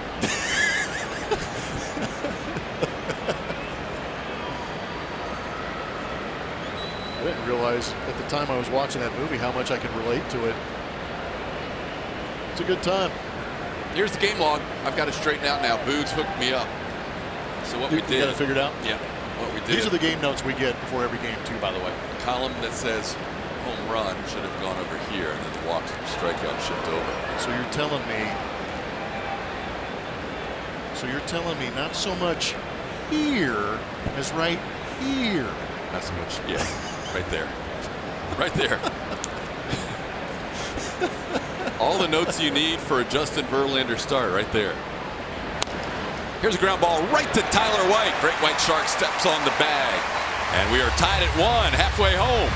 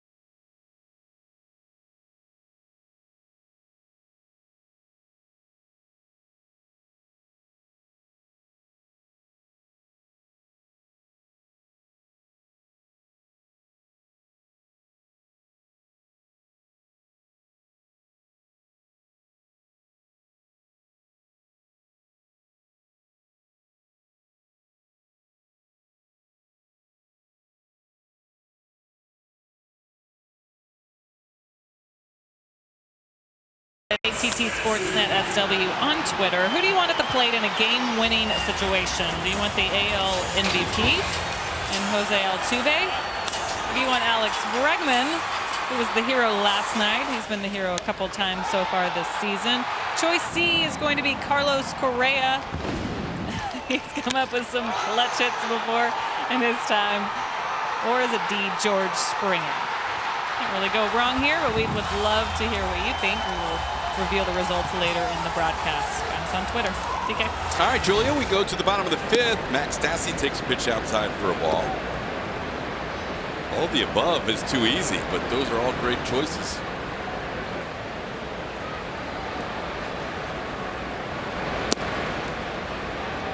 One the count to Stassi.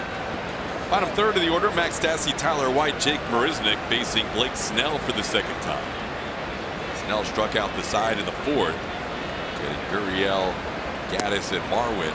Marwin then ejected from the game after taking a called 3rd strike. Tony Kemp now in the lineup, playing left field and batting 6th. Snell walked 2 back in the 1st inning, but has had better command as the game's gone along. Now it's 2-2. In the midst of that comeback last night, Max Stassi had a big hit. Opening walk to Marwin, and then Stassi against Sergio Romo, a single to left. Now he goes down swinging here. Blake Snell has struck out 5 in a row and 6 in the game. Yeah, he's looking pretty comfortable. The Astros Foundation is teaming up to be a part of Turn the Page, a community effort to help Houston's childhood literacy crisis. On June 25th through 27th, the Astros will host a children's book drive where fans can donate used or new books at any entrance gate here at Minute Maid Park. Here's Tyler White. White grounded out his first time, and Snell bounces one in there.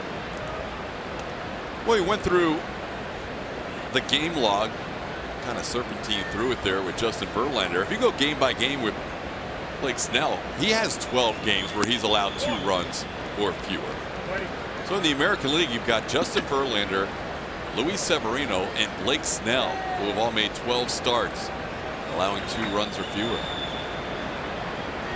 Severino does it in a big market. Verlander, of course, has been the best pitcher in the American League. You don't hear as much about Snell, but his numbers have been very impressive this year. All the talks about opening pitchers, right, and how they use their bullpen. So Blake Snell gets kind of washed over because all the talk is about some of the other antics that the Tampa Bay Rays are pulling off. But this guy's good. He's settling in this ball game too. Here's the other thing when you have opening starters, and at some point it may have to change with a Snell and a Eovaldi as they go along as the season progresses. But a lot of times they'll skip over that off day and keep Snell on every 5 days. Eovaldi's just coming back from an injury, so we'll see how they maintain his status every 5 days. But a lot of times they'll skip that bullpen extra day and go right back to Snell. So having the off day does not give him a 5th day of rest necessarily, as Tyler White draws a 1-out walk. We've had a lot of good responses today on Twitter, which is our Twitter Tuesday topic. Which is the best walk-off in recent years? You remember, Mark thinks it's a no-brainer. The Game 5 World Series. Houston-born likes the Bregman pop-up against San Diego. This is probably because nobody in this entire planet was anticipating that. You and I were settling in for a long ball game, and Eric Hosmer had other ideas. Jake deep to right field. Gomez back. He's at the track. Makes the play. White will scamper back to first. Jake first pitch swinging. Gave it a ride to right, but he's out number 2. That had a 0% hit probability, that walk-off pop-up against the Padres. Got to alter those numbers a little bit. And to Derek Fisher's credit, he was running all the way from second and scored easily on that pop-up that fell in behind Eric Hosmer. People have asked about Derek Fisher. He's down at AAA Fresno and got off to a great start with them. Here's George Springer. Springer into center field. Going back is Kiermaier, and he'll get there to put it away for the final out of the inning. We're through 5. Both teams with 3 hits and a run. We're tied up.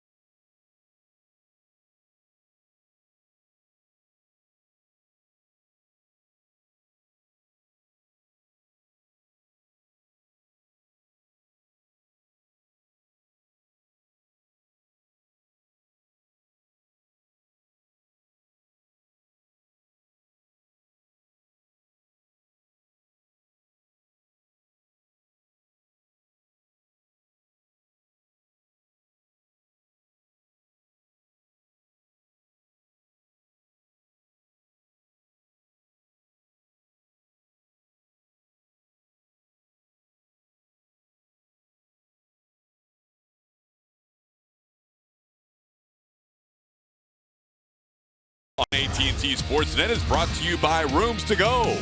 Don't miss over 100 hot buys going on now. Great values in every department. And by Volkswagen.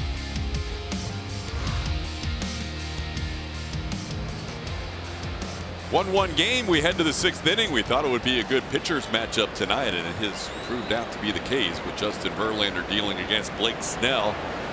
Matt Duffy, the second hitter in the lineup, As JV goes after Tampa Bay, third time through this lineup. He starts off Duffy with a slider.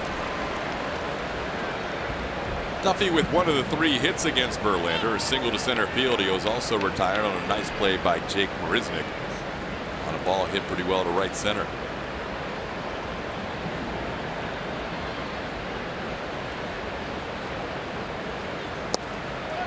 Duffy coming in at .357 against right-hand pitchers on the year, second in the American League only to Jose Altuve. Altuve getting the night off, but he took the lead last night in the batting average race in the American League. Swing and a miss. Verlander, 3 pitches and a strikeout. Coming in with 84 pitches through 5 innings, needed only 3 to pick up strikeout number 9. Pretty nasty sliders, well located on the outside corner and then off the plate to get the chase. It's nicely done. Duffy, a very good hitter.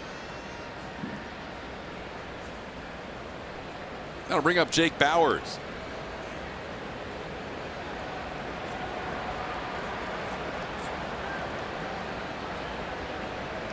Bauers is grounded to short and struck out.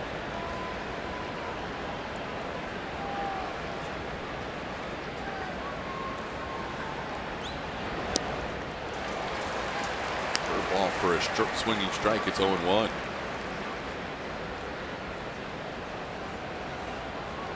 Altuve last night jumping up from 4th to 3rd to 2nd to 1st, all in one night with a 3-for-4 performance, passing Mike Trout, Mookie Betts, and Gene Segura. First night off of the year for Altuve. He had played in the first 74 games for Houston. He's just chilling out, hanging out with Charlie Morton and Garrett Cole. He's right in the middle of the starters. It's a pretty tight corner on that side of the plate. I'll say this though, for Pat Hoberg, almost every call that we have seen has been pretty spot on, even the ones that are just a fraction of an inch off the plate. 1-2 the count.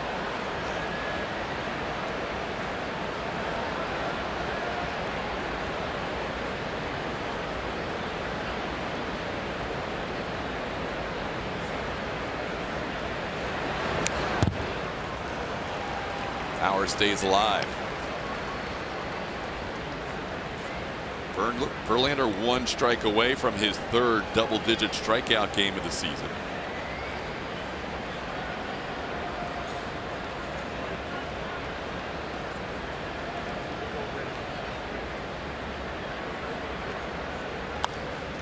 Bauers pops it up, playable. Yuli a long run. So is Tony Kemp. Kemp will get there and make the play in foul territory.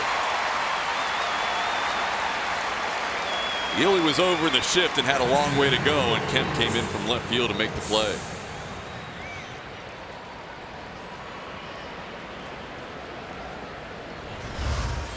That's got to be a little bit awkward for Yuli. Usually in that 3rd base spot or over at 1st base, but now with that shift on, he had a long way to go, but thankfully Tony Kemp over there to chase that one down.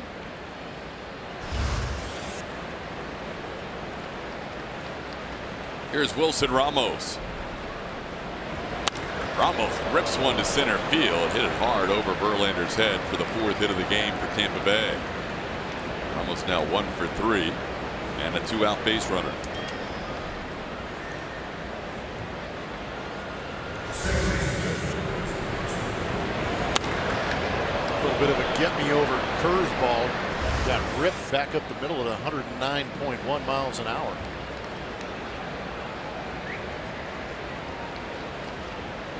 So now Verlander will face Joey Wendell, who doubled his last time up.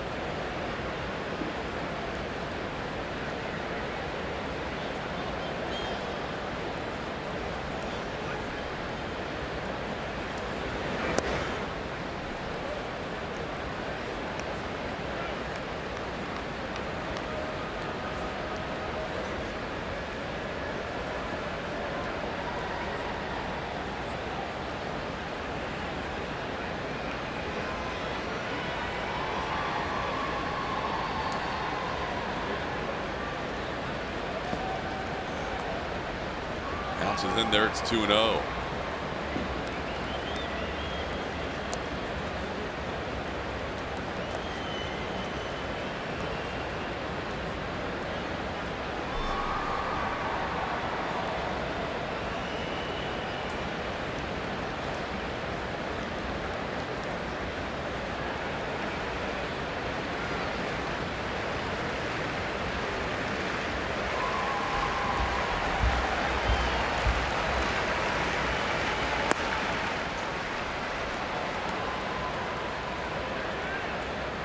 Three 3-0 to the second baseman, Joey Wendell.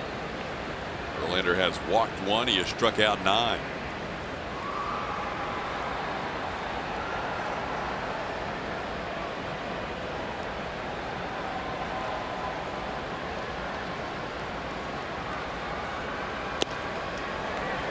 There's a strike. Scary thing for teams that are going to face Justin Verlander this season. Not only does he have his best string of 15 starts in his career by a large margin, more than 1 run better in ERA than his MVP season, but if you look at his career, he has always been better in the second half than the first half. Strikeouts per 9, ERA have all been better over his career after the midway point. This one up the middle, and that's hit number 5 allowed by Verlander. A single to center field, so a couple of 2-out hits by the Rays. And that matches the most hits allowed by Justin Verlander since his second start of the season. It'd be incredible if he does finish off the season like he normally does.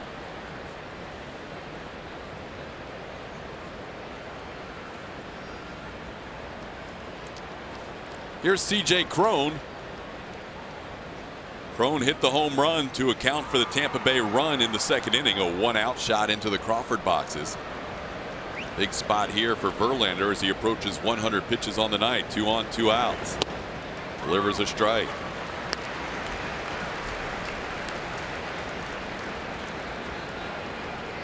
Cron over his last 51 at bats has 4 hits. And all 4 of those hits are home runs.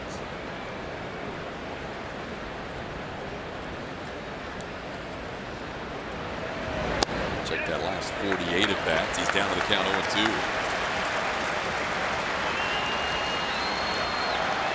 Now the crowd, which has been watching this inning develop, 2 outs, nobody on, and a couple of hits. They're getting into it now with an 0-2 count.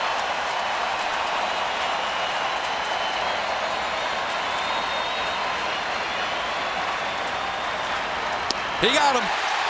Strikeout number 10. Third time this season for Verlander, double digits in strikeouts. We are tied at 1.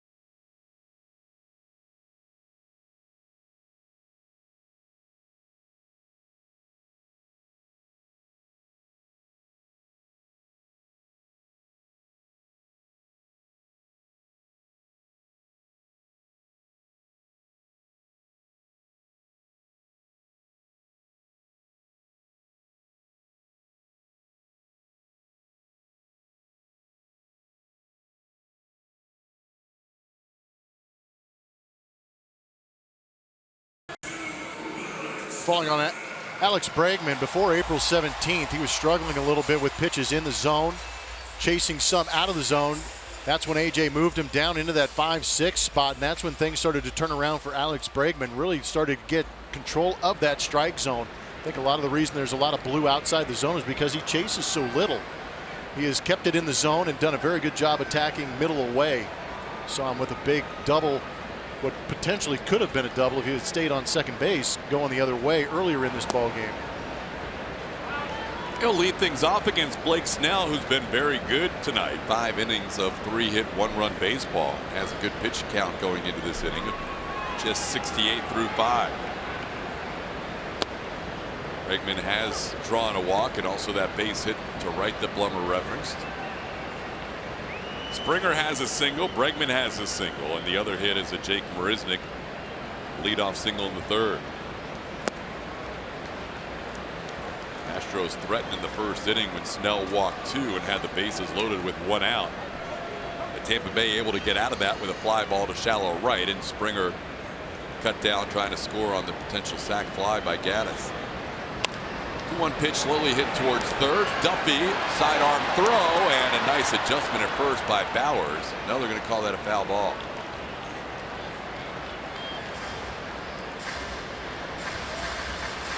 Two and 2 the count on Bregman after that play was called foul.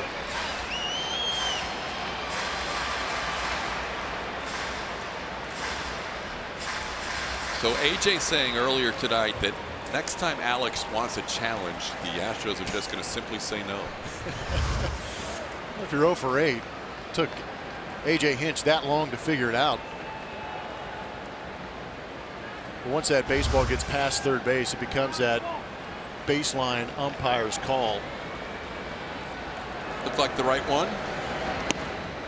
Just missed the edge. It's 3 and 2. Alex is so good at not leaving the zone even when it's close. It's a lot of trust in your ability.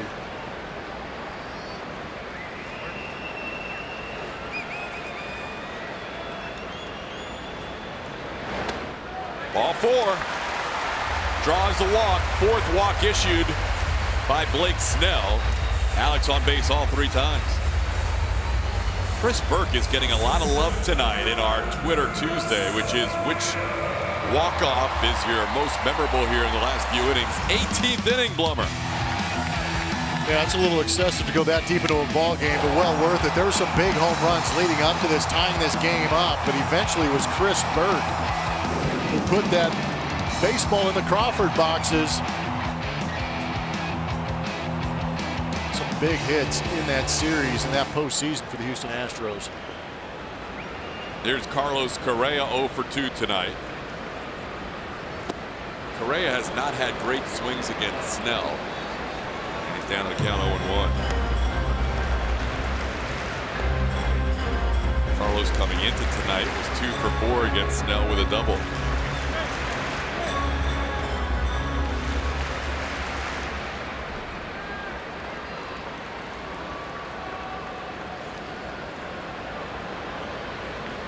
Bregman now has been on base 7 times out of 10 plate appearances against Snell, with a hit and 2 walks tonight.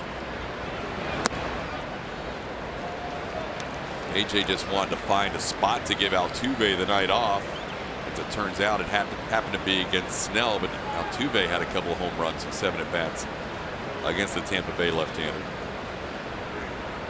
Carlos with a 1-1 count.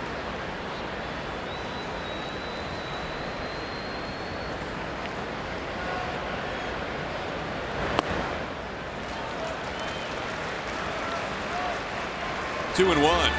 Yeah, Carlos has definitely not looked comfortable. I'm not sure if he's not picking the baseball up out of Blake Snell's hand or if he just hasn't been on the same page and gotten a pitch drive. But it just takes one. There's a mistake up out of the plate. Carlos Correa recently has really known what to do with it. He's been doing a very good job of getting the barrel of the baseball and driving it out of the ballpark. This would be a great time for it.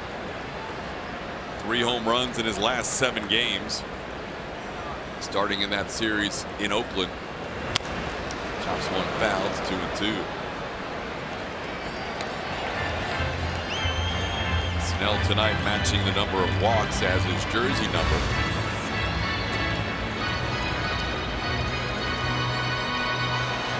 That's a changeup at 88. Remember, Snell's been pitching at 95 to 97, so that's a pretty good difference in velocity. He's got very good arm action on that too. Can be deceiving.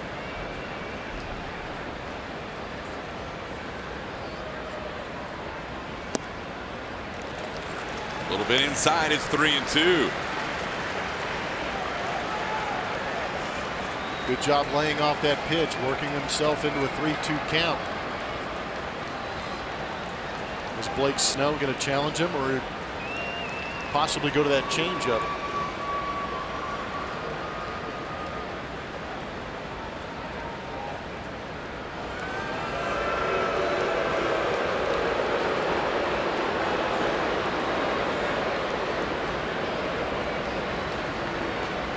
Yuli, one of the hitting stars last night, waits on deck.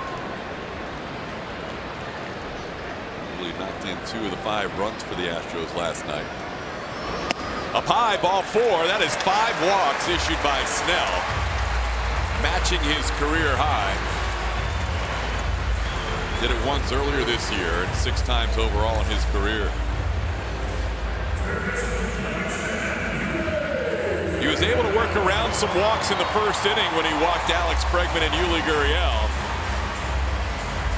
But eventually you put too many Astros on and they'll make you pay. Yuli bats with first and second and nobody out.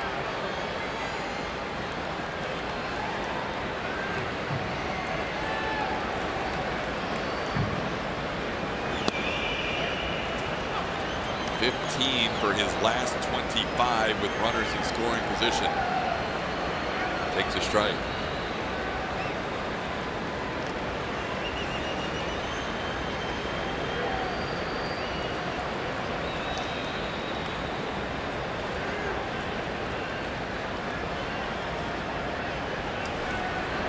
That's not on the season. That's 15 of his last 25. But Snell has dotted him up with a couple of pitches. That last one on the outside corner. It's 0-2. Man, you're absolutely right. Dotting the corners. Inside with the first one, 96 on the outside corner to get ahead 0-2.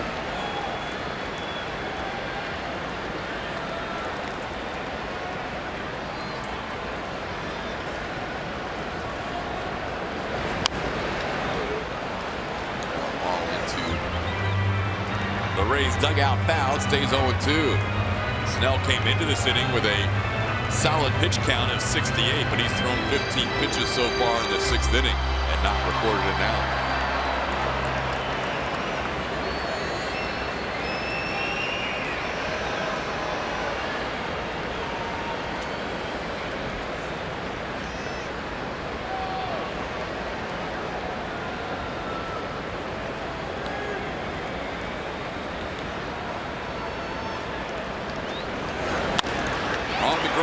Chavarria to Wendell for 1, and they turn a double play. Astros hit into their 2nd double play of the night. That helped Tampa Bay in the 1st inning when Snell walked 2. Now a runner on 3rd with 2 away.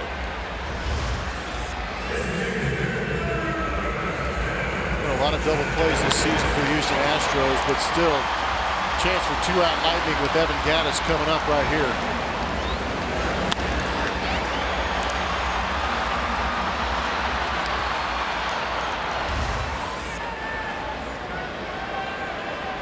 Evan batted with the bases loaded, 1 out in the 1st inning. Ended up flying into a double play as George Springer was cut down trying to score. Gattis also struck out.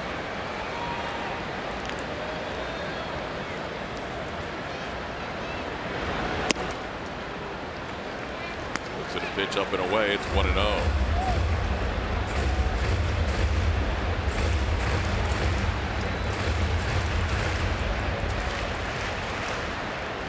Intentionally walk Evan Gattis here after the 1-0 count. So the player of the week in the American League won't get a chance to swing the bat. Kevin Cash electing to go lefty on lefty with Tony Kemp due up next. That is now a new career high in walks, and the intentional walk makes it 6 for Blake Snell.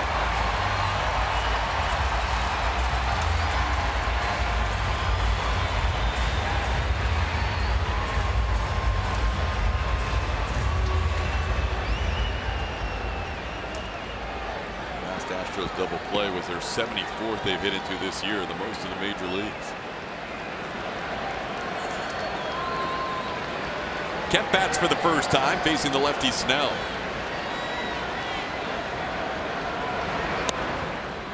Takes a pitch for a ball. Tony Kemp had a big sacrifice bunt in last night's walk-off victory, putting runners in scoring position for Alex Bregman.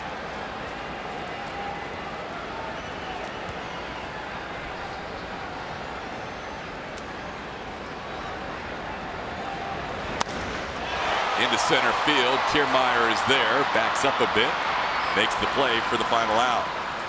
Snell works around 3 walks in the inning, one of them intentional, and we're still tied at 1.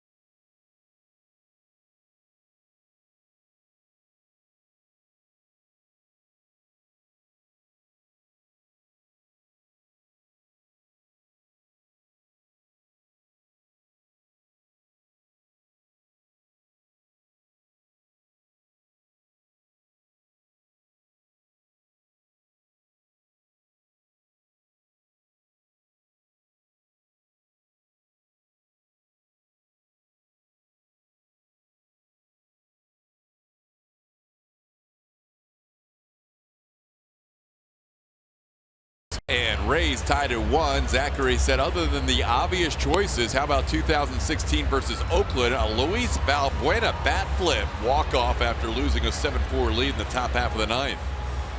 Still gives him goosebumps with Brownie on the call.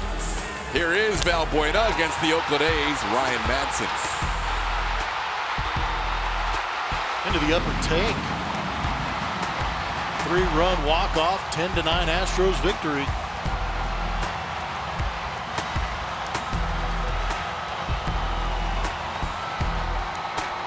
Celebration was on at home plate. As we head to the top half of the 7th inning, Malik Smith swings and misses. Justin Verlander begins the 7th inning, approaching 100 pitches on the night. Well, Brandon got to be a part of a walk-off broadcast last night as he's filling in on the radio side for this 3-game series. Steve Sparks gets, I believe, his first series off since he started his job. Yeah, back in 1999. No, I'm just kidding. Sparky started that radio job the same time I did, 2013, but he is a workhorse on that radio side, that is for sure. He deserves the time off. Well, Brownie filling in with Robert Ford on the radio side for this series. I think the best part about it is that Sparky is an avid golfer and a very good golfer. In the rain. Good look at Bill Brown over there in the radio booth. He looks like a natural with that headset on. But can't imagine Sparky's too happy about the weather that's been going through Houston, ruining the opportunity to play some golf out there. So well timed about it. That's great. It's so great.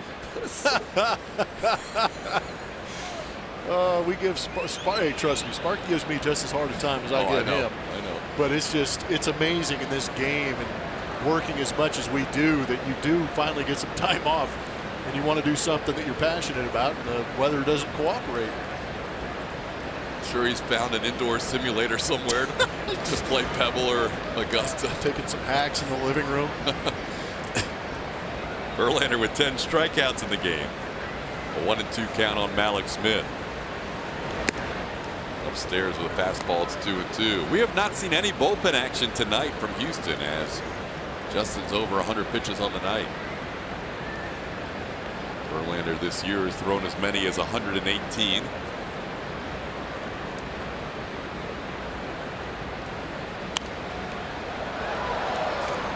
Smith, a strikeout victim his first time up, has also grounded out. Of Verlander's 10 strikeouts tonight, 8 have been swinging, 2 have been called third strikes.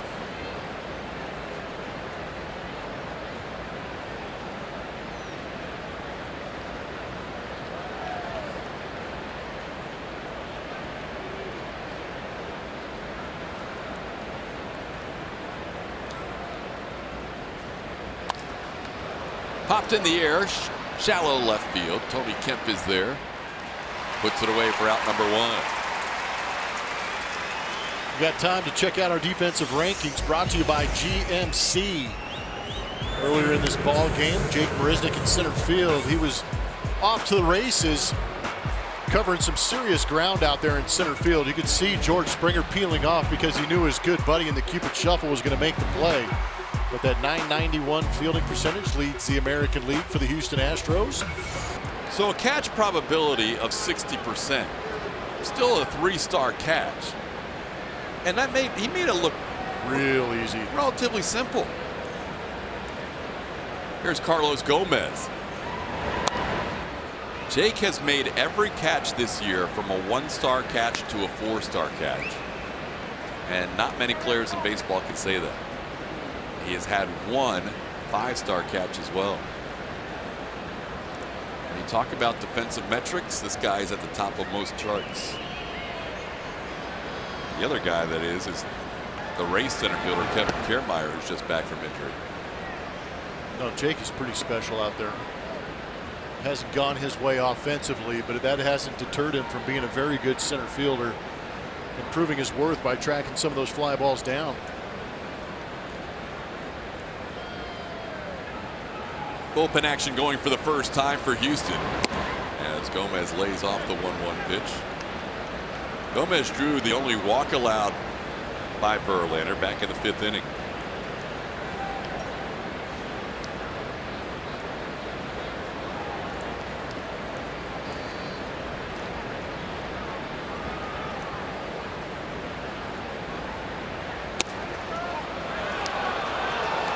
Three and one.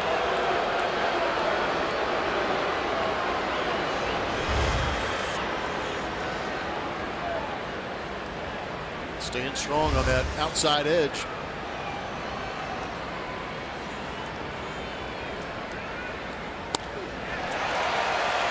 Pitch number 108 is a swing and a miss.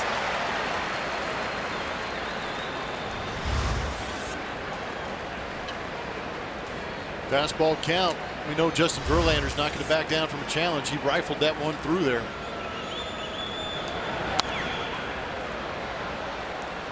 Away, it stays 3-2. Hector Rondon has begun to make some throws in the Astros bullpen. First work of the night for any reliever.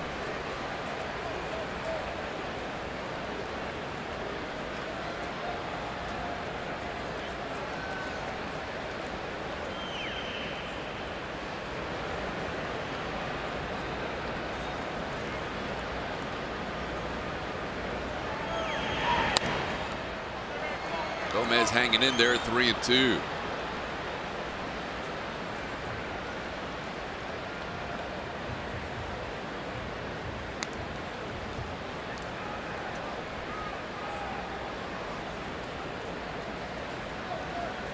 $37,414 tonight. Another big midweek crowd. Last night on a Monday we had over 34,000. It's a pretty good line at the hot dog stand, isn't it? Oh, dollar dog night tonight. You're getting it done.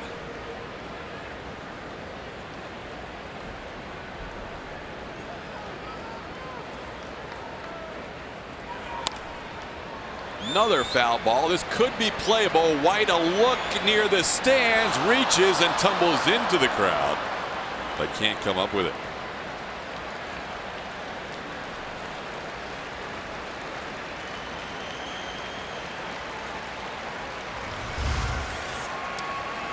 Good effort by Tyler White trying to get in there and make that play. Made a couple of friends in the process.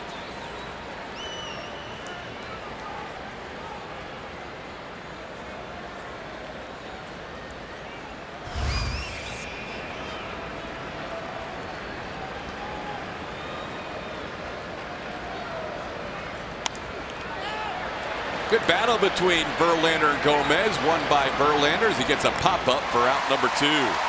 Julia. This season, you have more ways to watch the Astros than ever before. Download the AT&T Sportsnet app from iTunes or Google Play, or go to AT&TSportsnet.com to stream from your computer. Log in with your cable account, and you're all set. Available to those who have AT&T Sportsnet in their TV subscription, subject to blackouts and territorial restrictions apply. TK. Thanks, Julia. 2 outs, nobody on, and Adeiny Echeverria is the batter. He is struck out and flied to center. Takes a fastball for a strike at 96 miles an hour.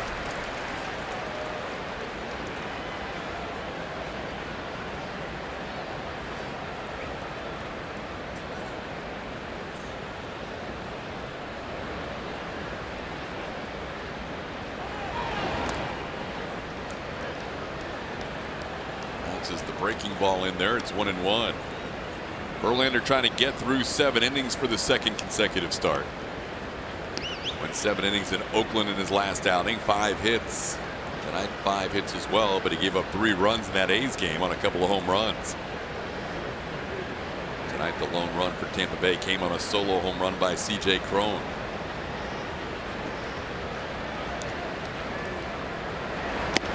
Foul tip. Verlander with a count of 1-2. This very well could be his final batter. And the big crowd may start to give him a little backing here with 2 outs and 2 strikes. Rightfully so. They're seeing a pretty good performance. Hasn't gotten the offensive support yet, but it hasn't fazed him.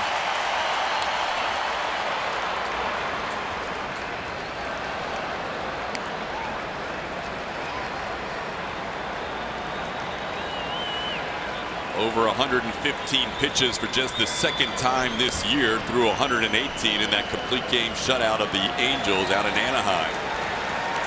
Last night we saw Garrett Cole throw a season-high 116 pitches. Verlander about to deliver his 117th pitch of the night.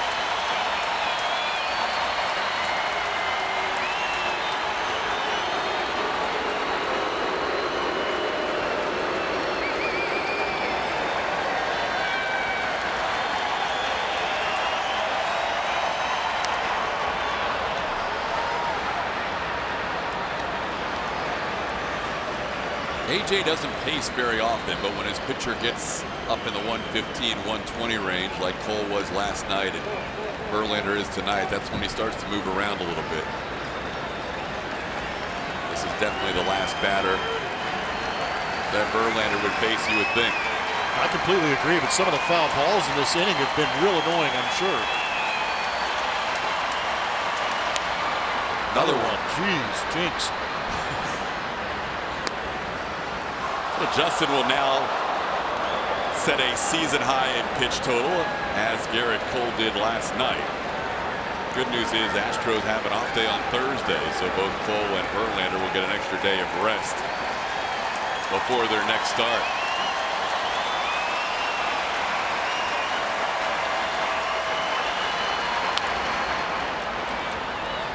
Echeverria continuing to foul off pitches with 2 strikes. Verlander will now make 120 pitches. Verlander last year second for most pitches per start, just behind Chris Sale in that category.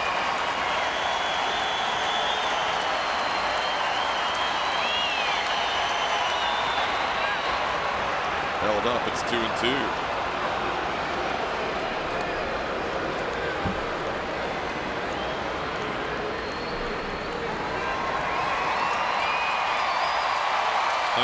Seven pitches per start last year for Verlander.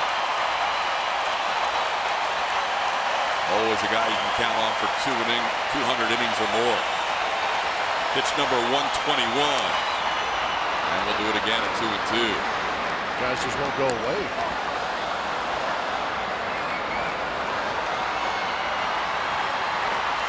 This will be the 10th pitch of this plate appearance for Echeverria. Surprised we haven't seen Stassi go out to the mound and just maybe not say too much, but just to slow things down and give Verlander a chance to breathe. Base hit past Yuli Gurriel, trying to catch it on the backhand, and it got by him at third. And Echeverria, with a 10-pitch at bat, ends it with a double, and Verlander is going to leave this game after 122 pitches. A.J. Hinch comes out to get his right-hander, who gave it everything tonight. That's a tough walk for A.J. because he knows that runner out there at second base is still going to be under Justin Verlander's name, but a heck of an effort with 122 pitches. Give a lot of respect here at Minute Maid Park.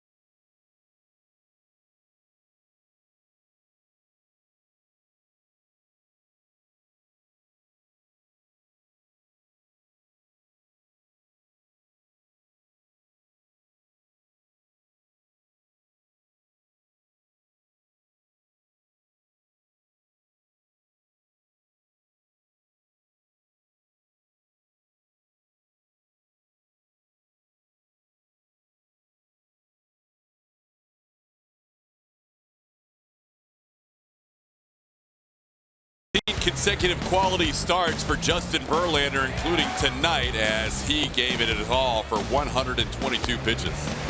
He really did. He fell behind in some counts, but continued to battle back and get into those. You've got to give a little bit of credit to those Tampa Bay hitters for fighting off some tough pitches. We saw in that last couple of hitters that he did see this evening.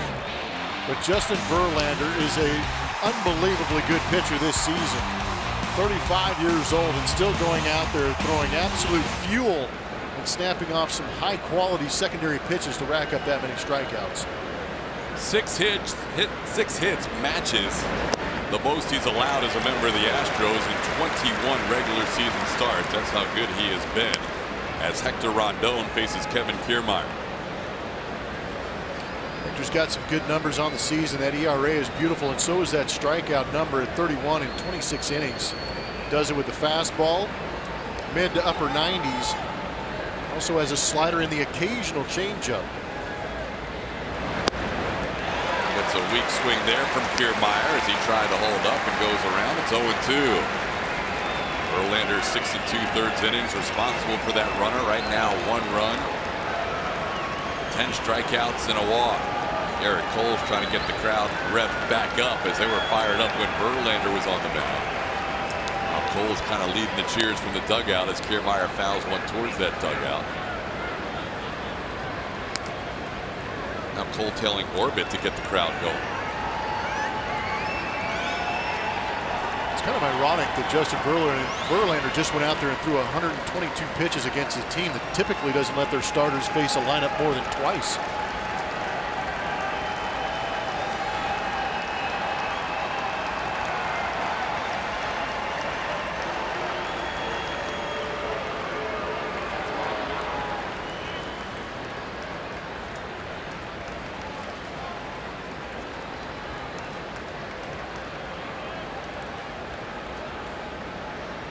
Rondon has been used as the guy to finish off games more recently, but A.J. Hinch electing him in this spot, feeling it's possibly the most important batter of the game. And we've heard AJ make the comment that he is willing to use some of these guys in higher leverage situations, and Rondon's pitched well in some high leverage situations this season. 1-2 the count. We've seen Tony Sipp be good of late, but maybe a little more trust in Hector Rondon in this situation against the left-handed hitting Kevin Kiermaier. Kiermaier just coming off the DL today, 0 for 3 in this game. Good block there by Stassi. It's 2-2.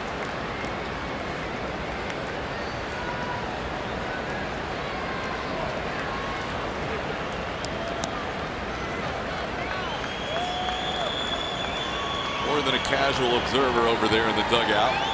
Justin Verlander following a season high 122 pitches, 87 of them for strikes. Kiermaier stays alive.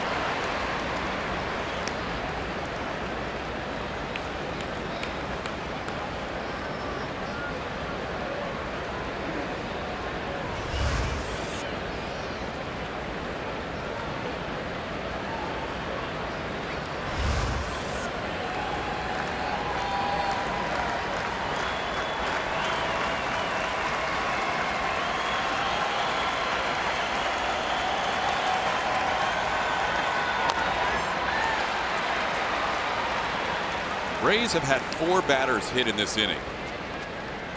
Alex Smith flied to left. Carlos Gomez popped up to first. Echeverria doubled, and now Kevin Kiermaier battling at 2-2.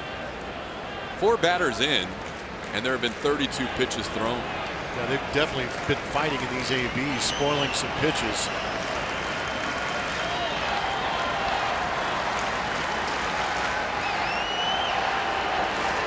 Verlander threw 25 of the pitches in this inning, and now Rondon 7 in this at bat.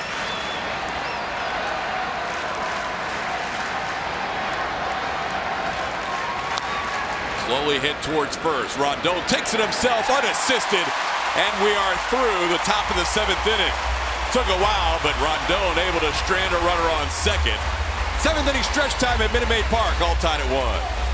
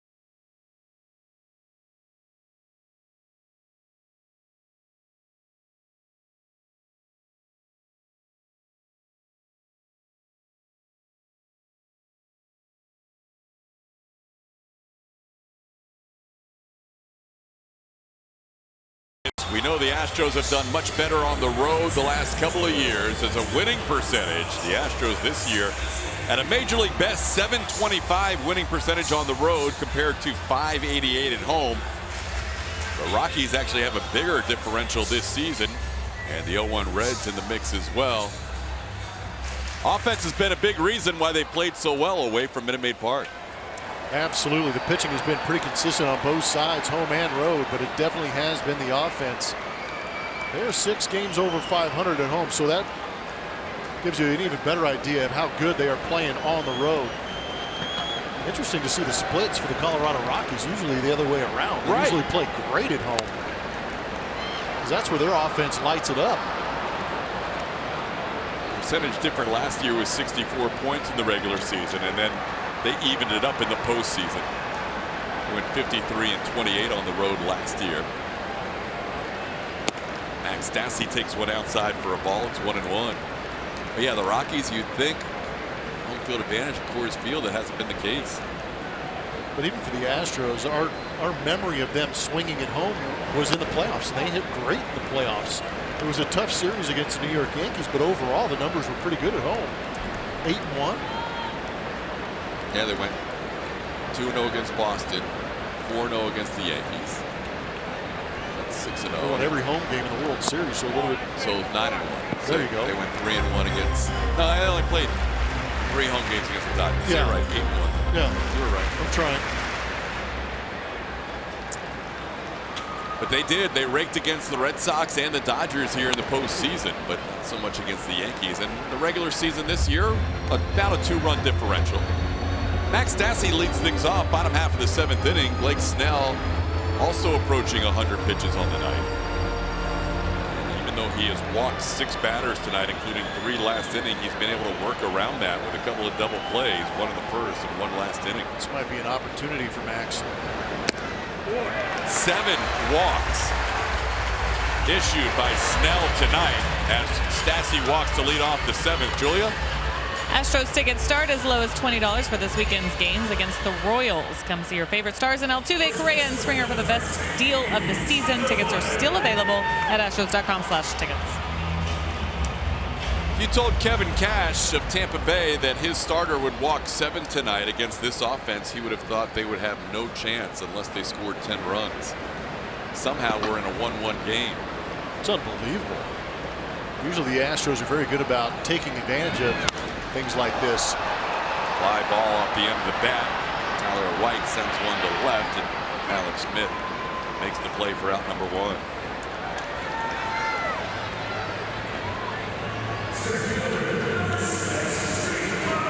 I'll bring up Jake Marisnick. Jake has one of only 3 hits for the Astros. The hits for Houston tonight, an infield hit by George Springer, a single by Marisnick, and a single off the wall by Alex Bregman. Tried to stretch it into a double and was thrown out. That accounted for the only run, scoring George Springer from second.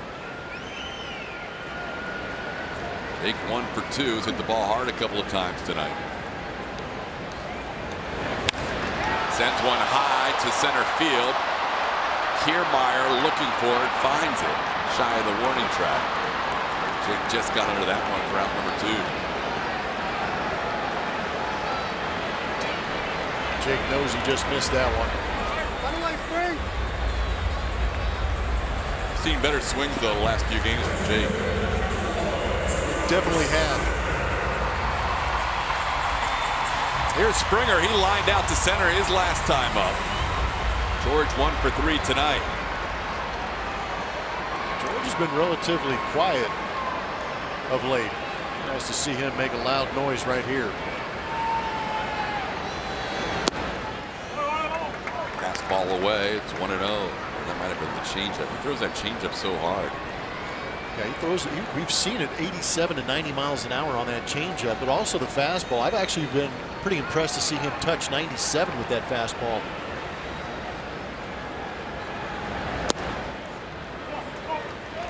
Snell wanted that one. It's 2-0. Well, we've seen that pitch earlier in the game get called in that lower portion of the zone. Didn't get the call on that one, falling behind 2-0 on 2 changeups. 7 walks in the game, 1 intentional.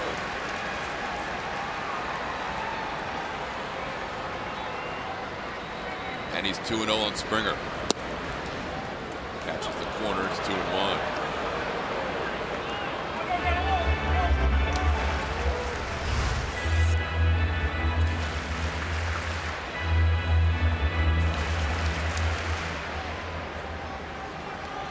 Pitch 2 could have been a strike. Pitch 3 could have been a ball.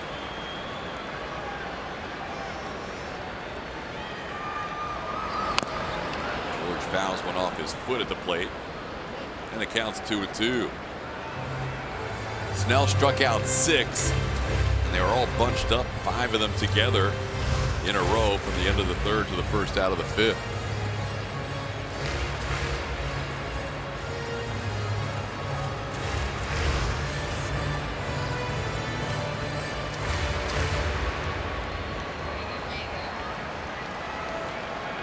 Snell has made as many as 114 pitches this year on 2 different starts. About to make his 100th pitch tonight.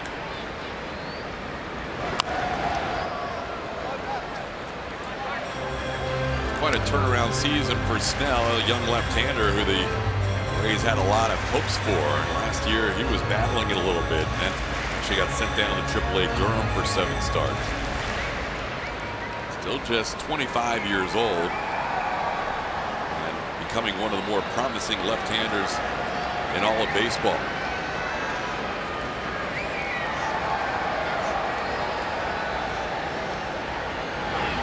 Tried to hold up, and he does. The count's full. So good news for Max Stassi. He'll get a head start here from first base. If George Springer can find a gap, the Astros can take the lead. Tampa Bay Rays outfield is playing pretty deep. Did he go? The body definitely went. Barrel stopped just short. Into center field, Kiermaier going back. He's at the track. He's leaping, and he makes the catch up against the wall for the final out of the 7th. Springer gave it a bid, but Kiermaier, great catch to end the inning.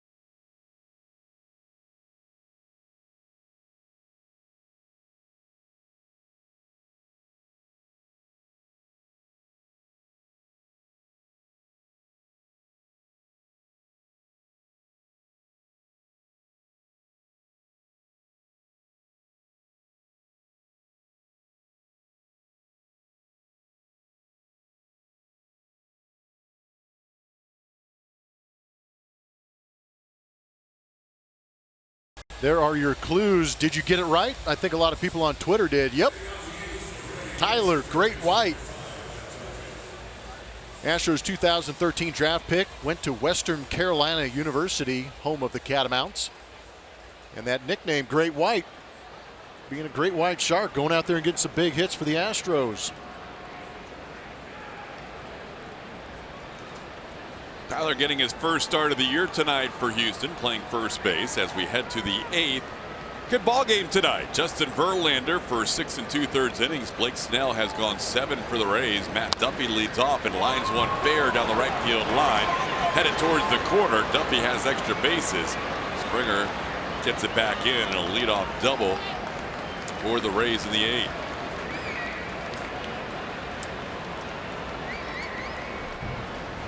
Duffy's showing he can swing the bat pretty good. First pitch fastballs we've seen him get hits on. Now a first pitch slider, just takes it the other way. Puts himself in a scoring position with that leadoff double. So that'll bring up Jake Bowers. Bowers has grounded out, struck out, and flied out. Try and pull one and try and get Duffy over to third base with less than 2 outs. And a fastball taken for a strike, 0-1. Giles starting to loosen up in the Astros bullpen, stretching.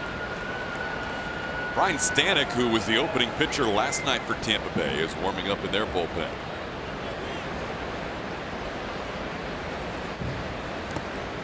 Stanek last night retired Springer, Bregman, Altuve, Correa, and Gurriel on 11 pitches and then was taken out of the game.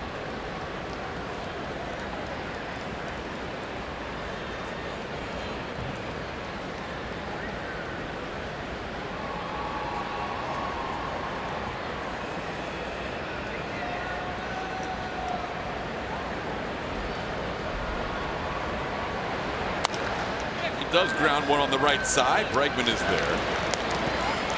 Alex hasn't been tested too much tonight at second base. Makes the play. Actually, that's his first assist of the evening.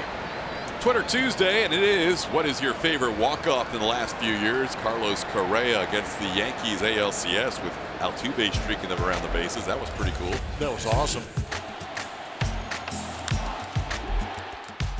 First of all, a great piece of hitting. Aaron Judge does cut it off, but Jose Altuve's relentless will to win speeds him around the bases and makes a great slide to beat the throw. Infield in with Wilson Ramos batting in this tie game, and 1 out in the 8th inning. Ramos 1 for 3 with a single to center.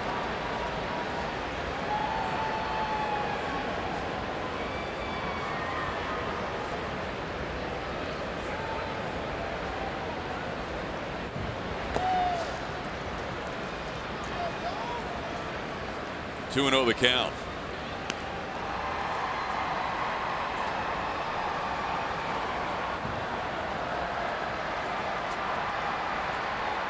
Rondon has faced Ramos 7 times in his career. Wilson is 1 for 7 with a single against him.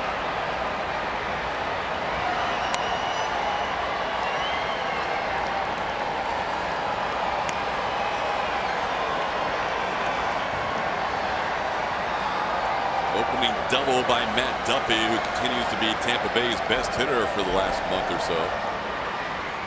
Ground out by Bauer, sending him to third, and now the infield in with Wilson Ramos batting.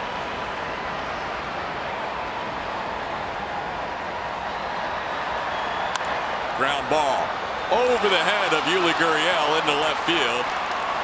Ramos will reach. Duffy scores. It would have been tough to make a play on Duffy either way. But if Yuli gloved that with Ramos running, he may have been able to get the out at first. Gives you a good idea why that hit probability jumps up when you bring the infield in. Makes some of these plays tough. But if they were playing back, Duffy scores anyway. Yuli giving it his best effort. And you're right, considering where his body was at when he was trying to make that play, not sure he would have been able to come down in enough control to be able to make that throw home in time.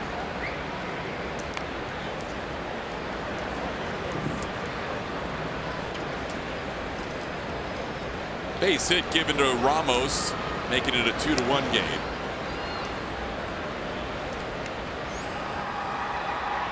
Johnny Field pinch running at first base for Wilson Ramos.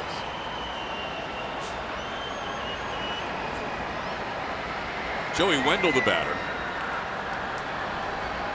It's now 8 hits for Tampa Bay, 2 in this inning.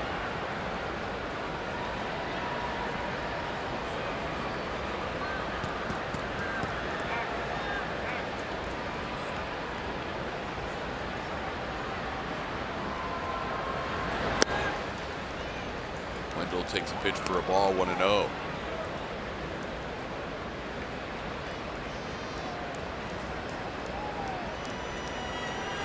Astros load up the right side of the infield with Wendell batting. He has a double, a single, and 3 at bats.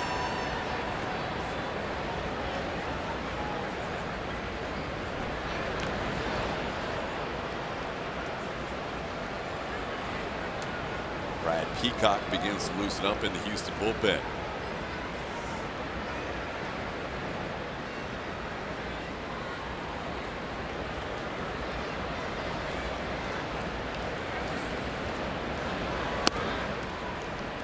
2-0.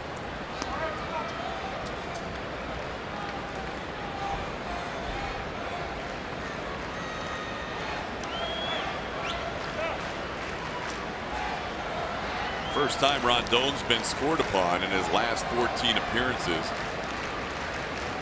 Had a streak of 12 straight innings dating back to May 19th without allowing a run, and now Brent Strom out to talk to him in his 2-0 count. Come out to Minute Maid Park Friday, June 22nd to see the best fireworks show in town. Friday Night Fireworks are presented by Occidental Petroleum. It will take place after the Astros game, where they take on the Royals at 7:10. This week's fireworks will be synced to superhero songs. Visit astros.com/Friday nights for tickets.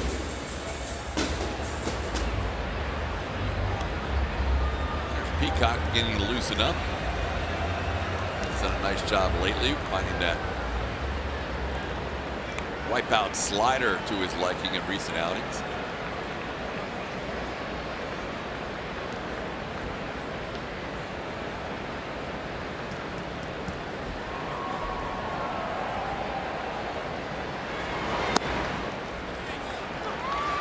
There's a strike. It's 2-1.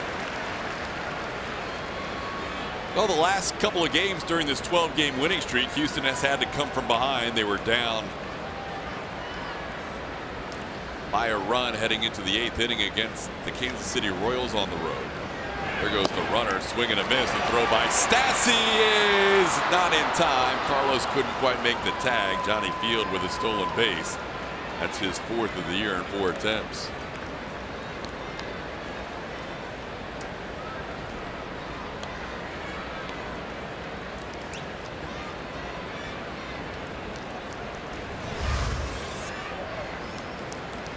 Good pitch by Hector. Throw tailing. Man, Carlos Correa's down. He was in the infield grass by the time he finished catching that ball.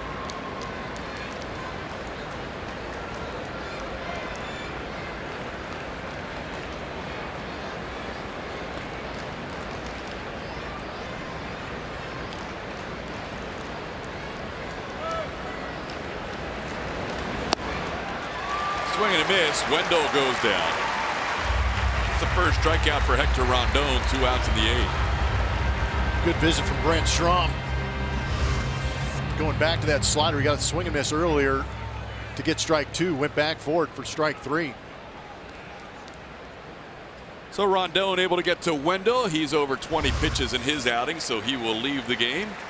Runner on second base, 2 outs, and Brad Peacock will be on when we come back.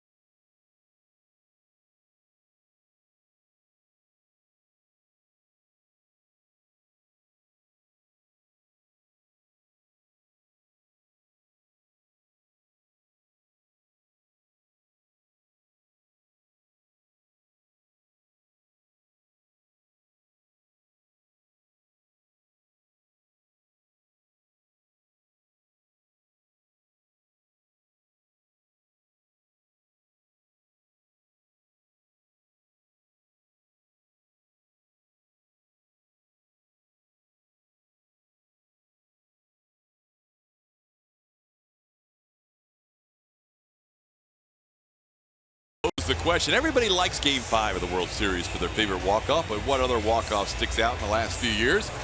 How about Springer's 13-inning walk-off into the Crawford boxes last year in the first series of the season against Seattle?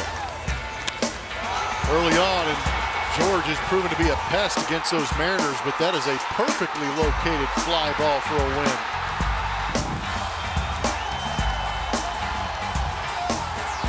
One row in.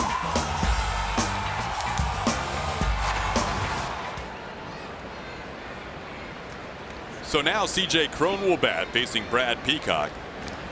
A.J. Hinch getting Hector Rondon out after 21 pitches. He also knows Peacock has some good success in his career against Crone, facing him as an Angel. Good numbers on Brad.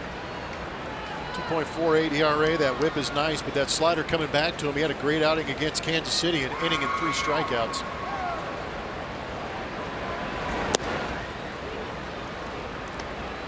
One and 1 the count. Crone 1 for 9, 4 strikeouts against Peacock in his career. Tonight he hit that home run in the second inning, the only run allowed by Justin Verlander over 6 2/3 innings. Crone's 16th home run of the year.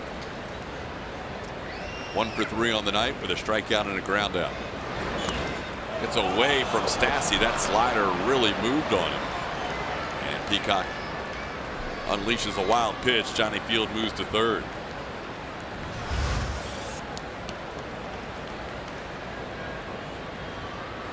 Yeah, that one yanked big time. Stassi had no shot.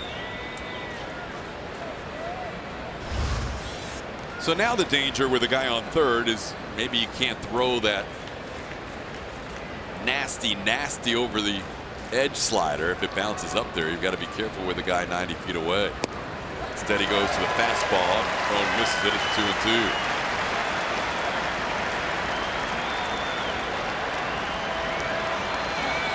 Leadoff double by Matt Duffy. Scored on a single by Wilson Ramos, and now Brad Peacock trying to keep this at a 1-run game. I think Stassi's got a shot to block the nasty, but I don't think he has the shot to block that nasty that Peacock was trying to break off earlier in the AB. There it is, foul tip caught by Stassi. Brad comes in and gets a strikeout. We head to the bottom half of the 8th. Astros down 1.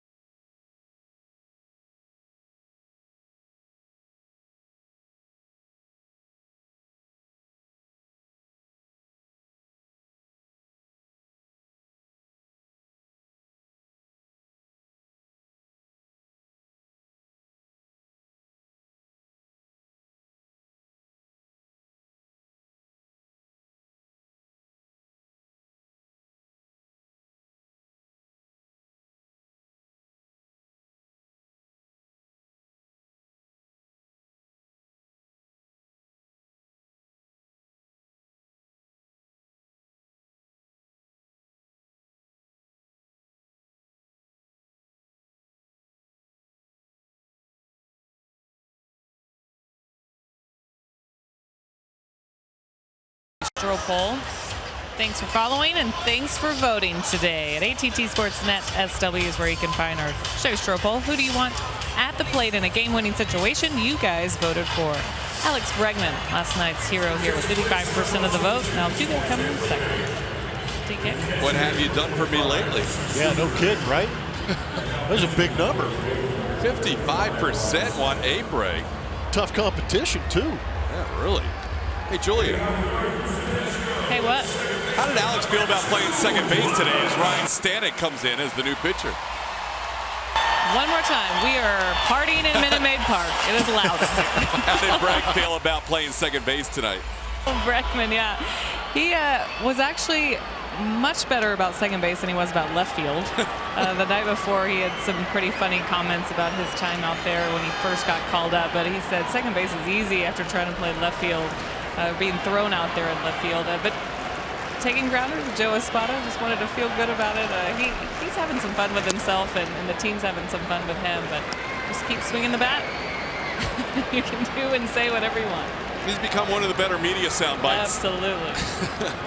See if Alex can get things rolling here. Get things rolling against the guy who was the opening pitcher, the starter last night for Tampa Bay. Yeah, I'm severely disappointed Kevin Cash didn't try and bring him in for a safe situation unless he goes out for 2 innings. But pretty interesting, that uni. And also interesting that your opener is now here late in the game. He can be an opener one night and a closer the next. Well, Stanek was outstanding last night. Got through the first 5 batters. Springer through Gurriel, and only needed 11 pitches. He was taken out of the game, and a lefty faced Josh Reddick. 2-0 pitch misses, and tonight he's already thrown 3 and none for a strike.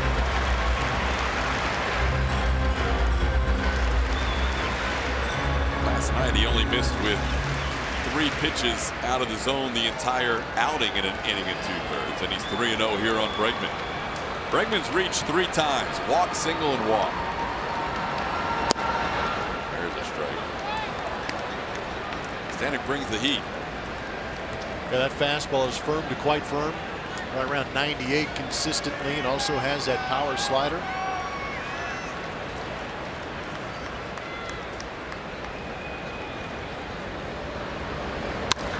Bregman sends one to center field.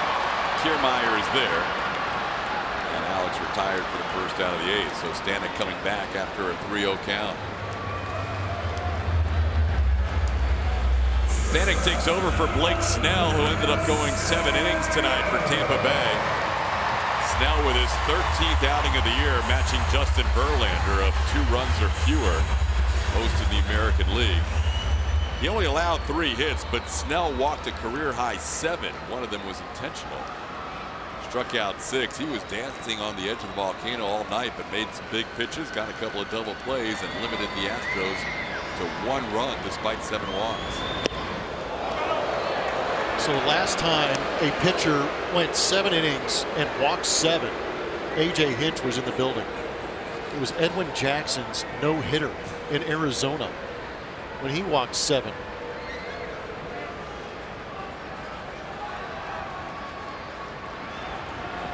Pitching for Tampa. Yeah, you can fill in the blanks for me. I appreciate you doing that. In Tampa Bay. In Tampa Bay.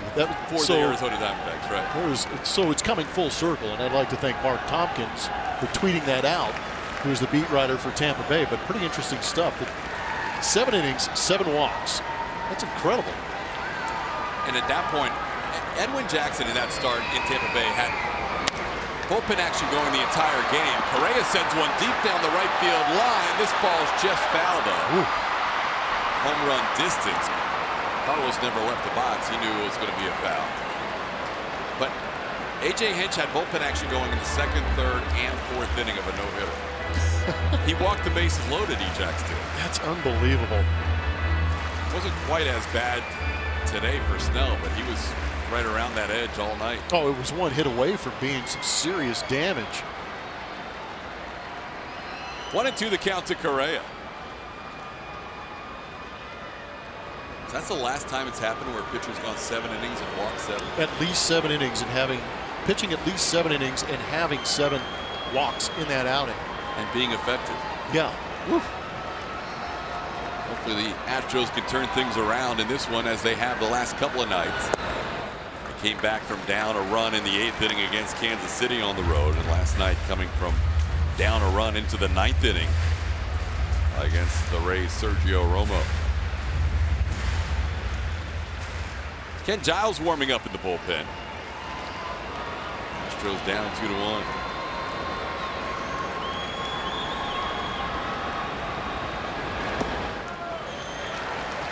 Second straight batter. Stanek has gone to a 3-ball count. He was 3-1 on Bregman before getting him to fly out to center. Already 2 batters in. He's thrown as many pitches as he did for his entire outing last time. Stanek challenged Alex Bregman with a 98-mile-an-hour fastball. Will he do the same here for Carlos Correa?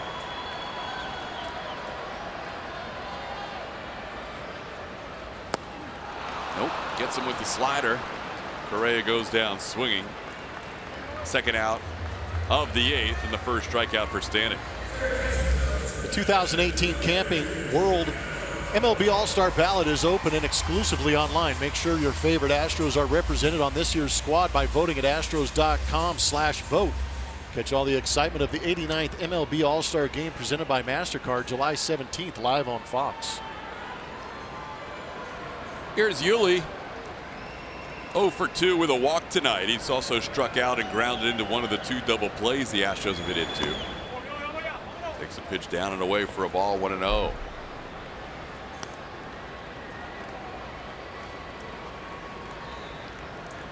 Stanek retired Yuli on a ground out last night. That was the last batter he would face.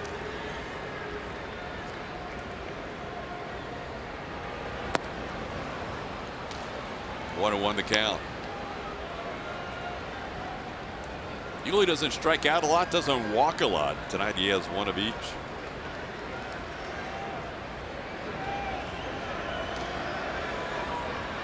Coming in with 27 strikeouts and 8 walks on the season. 2-1.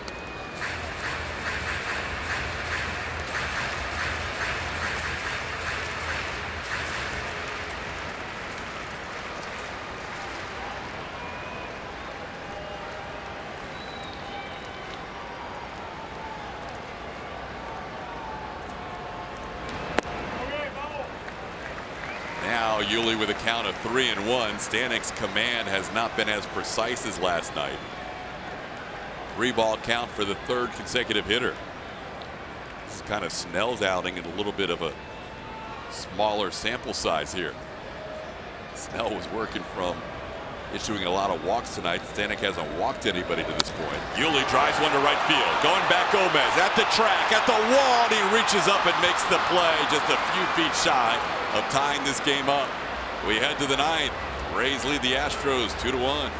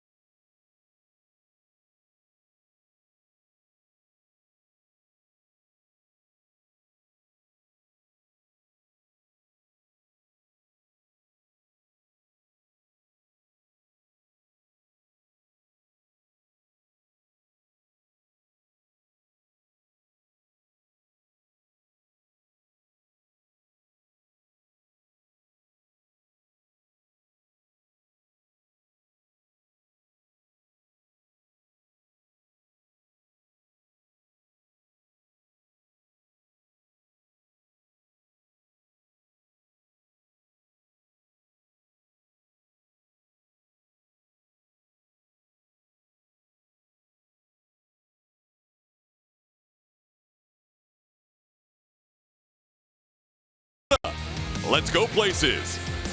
And by T-Mobile. Show your military appreciation and use hashtag #HatsOffForHeroes. T-Mobile will donate $1 for each post.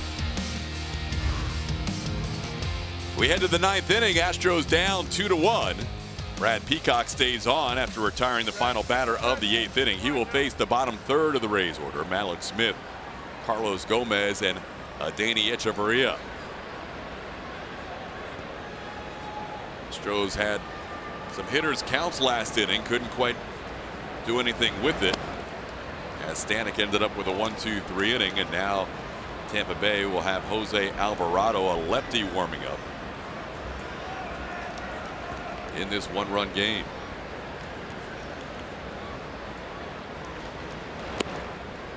Peacock misses on the first two to Smith. It's 2-0. Malik went 0 for 3 against Justin Verlander. A strikeout, a ground out, and a flyout.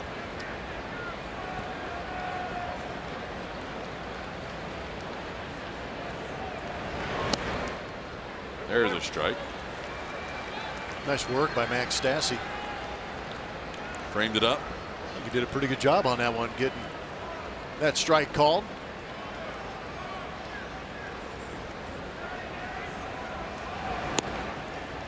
Gets another one. Beautifully done.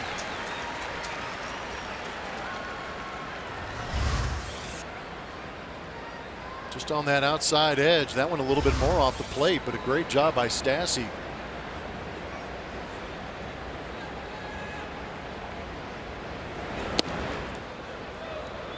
Now the count's full. Rays out hitting the Astros 8-3, but the Astros have drawn 7 walks in this game. Thought it would be a pitcher's duel, Snell versus Verlander, and that's what it ended up being. Both starters allowing 1 run. 3-2 pitch misses outside, and Malik Smith, who can run, draws a leadoff walk. Peacock will have to be careful of him at first base. Yeah, he definitely will. Malik has 12 steals on the season. And when you have these burners that lead off, you don't necessarily want to see them walking. You want to see them hit their way on.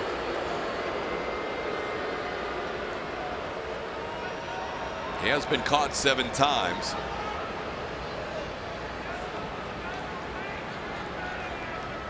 And he's off with the first pitch, and Gomez rips one foul. Gomez is a first pitch swinging type of hitter. Might have behooved him a little bit to allow Malik Smith to steal second base. He got a heck of a jump. He was so anxious to steal, he hadn't even finished wrapping up his running gloves. Yeah, the other mitt was ready to go before he got that thing on. It's a pretty good walking lead. He never really stopped that movement at first base. There he goes again. Pitch hit to left field. Kemp going back, and he'll make the play in front of the track. Smith will retreat. Gomez flies out for out number 1.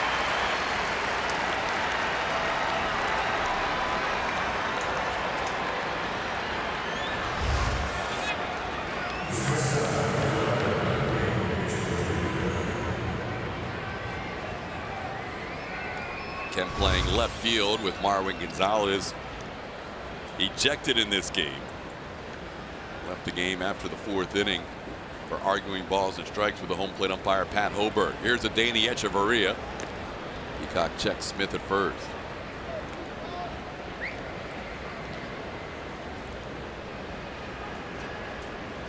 Echeverria double in 3 at bats.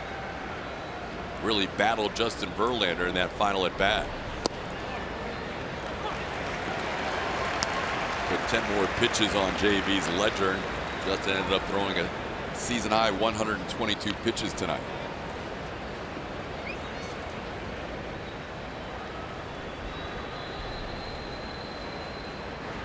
Pitch out and nothing on. It's 1-1. Don't see many of those anymore. No, you really don't. But you don't see too many true base stealers that much anymore either.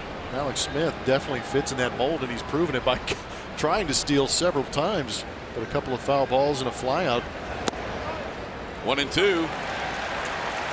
Echeverria is kind of taking the opposite approach of Gomez. Yep, taking a couple of pitches, maybe hoping that Smith could steal himself into scoring position.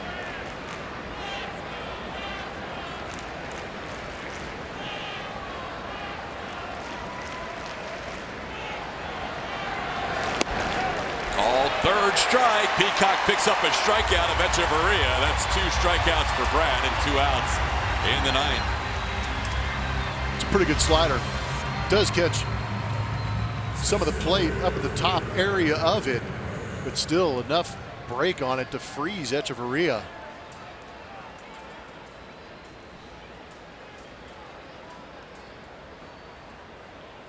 That'll bring up Kevin Kiermaier. Kiermaier 0 for 4 tonight. He was the first batter that Hector Rondon faced. There goes the runner, pitches a fastball. The throw bounces, and Smith has a stolen base, his 13th of the year. Well, Malix eventually does get that steal and puts himself into scoring position. Yeah, he's gotten a couple of wind sprints in. Max Stassi heading out to talk to Brad Peacock. Maybe to talk a little bit about approach to Kiermaier. Good jump by Malix Smith. But also to make sure that they know what the signs are with a runner at second base.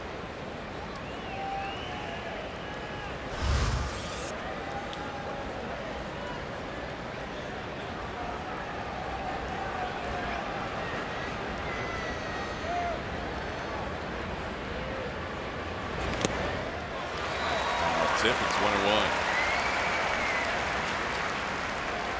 Kiermaier saying, coming off that right thumb surgery, that thumb may not be exactly 100% for the rest of the year, but came back in a hurry to join Tampa Bay after being injured back in April. Sends one high in the air, pretty deep to left center field. Kemp is on the track, and he will put it away for the final out. Well, here we go. Astros head to the bottom of the ninth, down by 1. Same scenario as last night.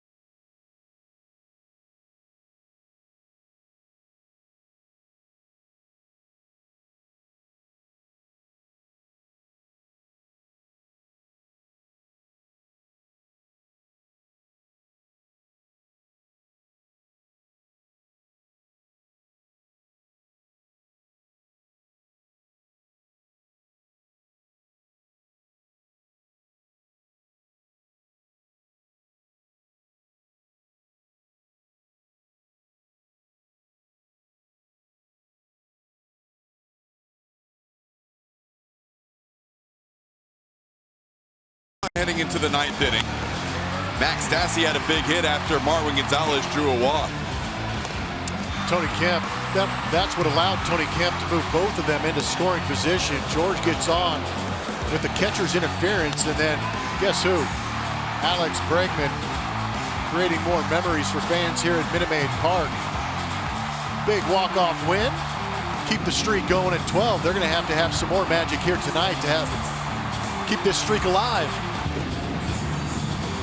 Well, last night the Astros started the rally with a number 7 hitter leading off. This inning it'll be the number 5 hitter leading off in Evan Gattis. Jose Altuve has grabbed the bat. He's in the on-deck circle to hit for Tony Kemp. The Astros try to win their 13th in a row for the first time in franchise history, and they'll face the left-hander Jose Alvarado. Alvarado pitched last night, went a third of an inning, gave up a couple of hits. Gave up a big hit to Yuli Gurriel, but it would be nice to see if he could leave a couple pitches out over the plate for these Astros to either put a big swing on or just create base runners. There's been a lot of traffic out there. The Astros have yet to come up with that big hit.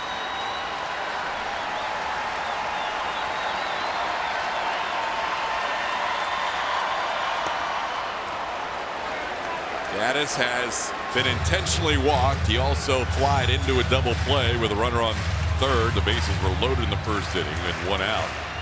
And he also struck out. It'll be Gattis. Saw Jose Altuve on deck to pinch hit for Tony Kemp. And then Max Stassi's spot is due up.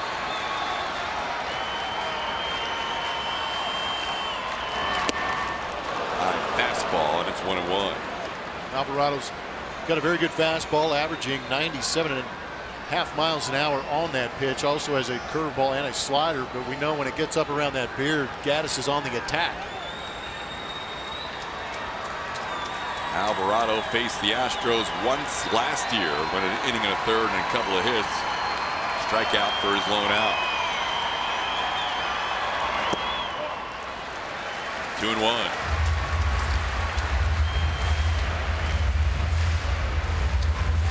Alvarado just turning 23 years old last month out of Venezuela.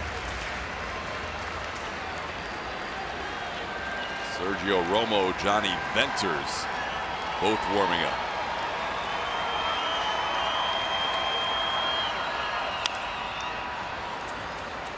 Chop foul. It's 2-2.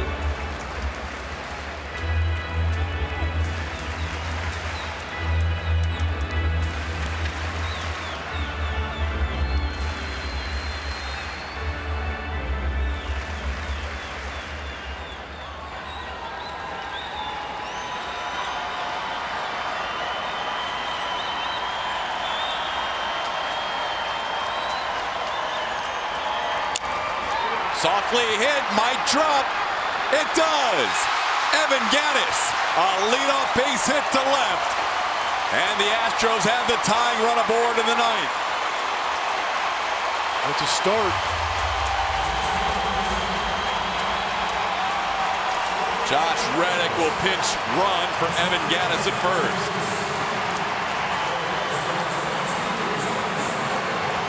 And now the reigning AL MVP will pinch hit.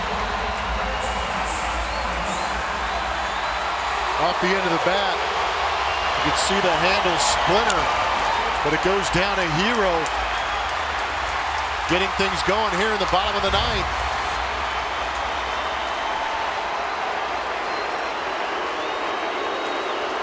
Meeting at the mound, Jesus Sucre, who came on as a catcher for Tampa Bay after Wilson Ramos was pinch run for. Meeting at the mound with Alvarado.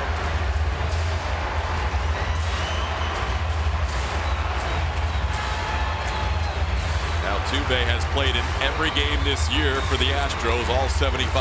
It's almost as if Sucre is trying to waste enough time to see if Sergio Romo is available. You've got a left-hander and a right-hander getting loose in that bullpen for Tampa Bay, and Sucre was looking into the dugout. Altuve, Stassi, Jake, Marisnick, Tyler White, these are all right-handed hitters, but they're going to stick with Alvarado. Altuve 3 for 6 in his career as a pinch hitter.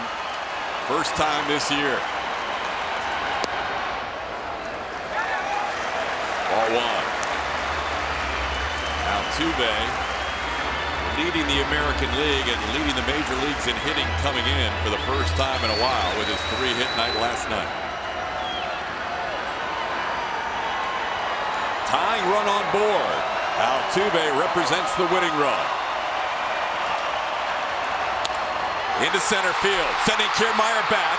He has a play and makes it. And Reddick will have to hustle back to first base, and he will go in head first on the strong throw by Kiermaier.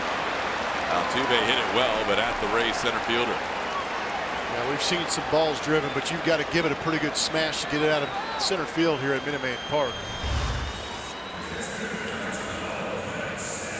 Center cut fastball, he barreled up, just not enough behind it to get it over the head of Kiermaier. I'll bring up Max Stassi. Max 0 for 2 with a walk tonight, but coming in a .365 hitter against lefties with 3 home runs, and Kevin Cash knows those numbers. And he does have the right-hander Sergio Romo warming up, and he's going to go to the bullpen and calls on Romo. We'll see if AJ counters. He has Brian McCann on the bench. Alvarado leaves the game, runner on first and 1 out.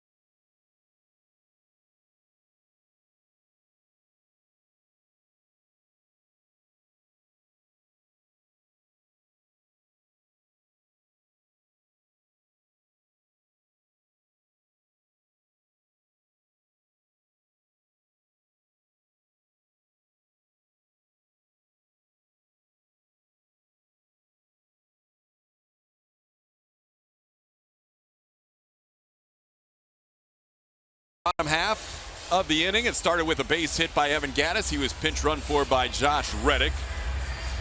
Then a line drive out to center field off the bat of pinch hitter Jose Altuve, and now Sergio Romo. 31 games this season. That's a lot of innings for Sergio Romo. We saw him last night. Got the blown save and the loss. Couple of walks, couple of hits. Max Stassi had a big hit off him last night too. So recent memory serves Stassi to be pretty good. Hopefully that makes him comfortable. But a lesser of two evils, him facing a right-handed pitcher as opposed to a left-handed pitcher, where Stassi's been extremely successful. Stassi does have 4 of his 7 home runs against right-handers this year. And having seen him last night, A.J. Hinch is going to stick with Max here. He does have McCann looming on the bench if he wants to choose a lefty pinch hitter at some point against Romo. Romo heavy on the slider, drops one in for a ball, 1-0. Romo allowing a .294 batting average against left-hand hitters. And righties got to him last night and moved that batting average up to .247 against righties.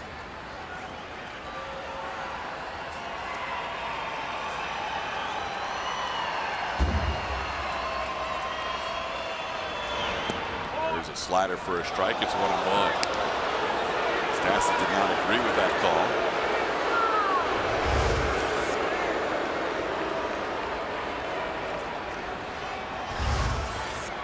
The bottom portion of the strike zone has been interesting. We've seen some good pitches down there called balls. We've seen some good pitches down there called strikes.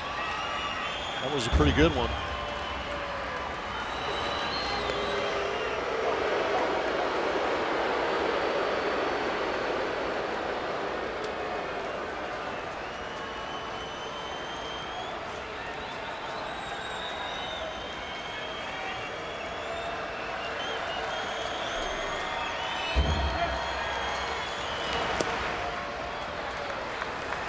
Two and one.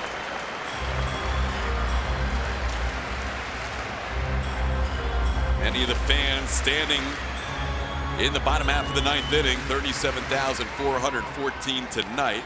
I know tomorrow's going to be a sellout. Over 34,000 last night. Good crowds continue here at Minute Maid Park.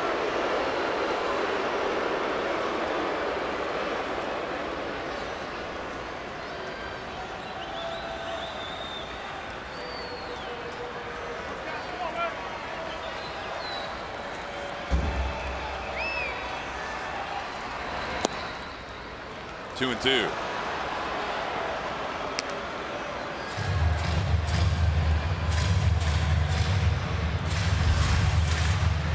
Romo's doing a better job tonight of keeping that slider down and away from Max Stassi's swing. Stassi can stay on one of those sliders in a 2-strike count, just shoot it the other way. They've got a pretty healthy shift against Max Stassi right now. But again, if they hang one up out over the plate, Stassi gets a hold of it. We know he's got plenty of pop.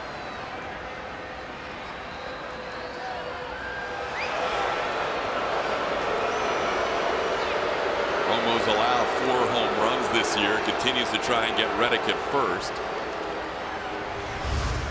This one a little closer. Yeah, it might have been a little bit of a slip over there at first base. Josh trying to get back there.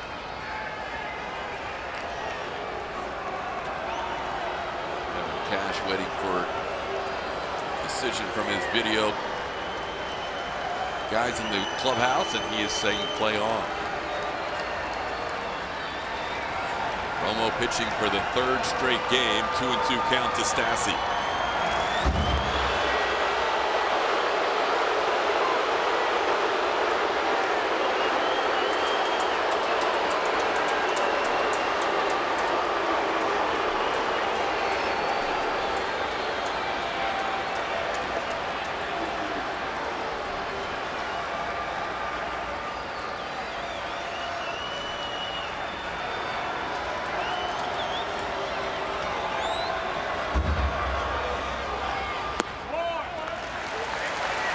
Full count.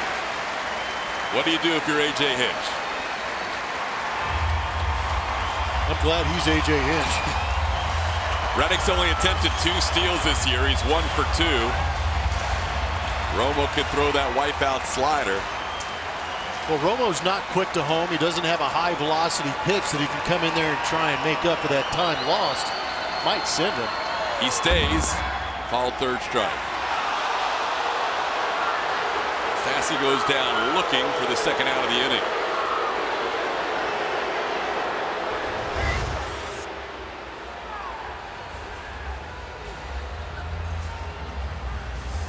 Starts that slider at the hip, and it broke right over at the knees.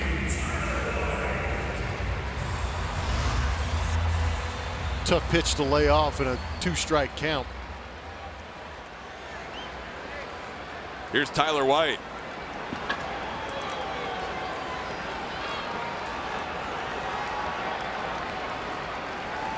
Tyler ground out, fly out, and a walk.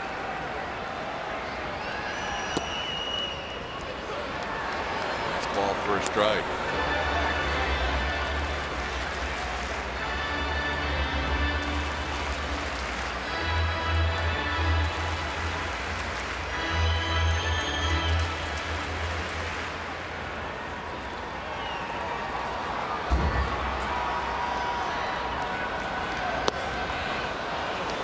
Checks his swing, but it's a slider for a strike, and Romo, who issued a 4-pitch walk in his outing last night to start the inning, has been finding the strike zone a little better with the slider tonight. It's 0-2.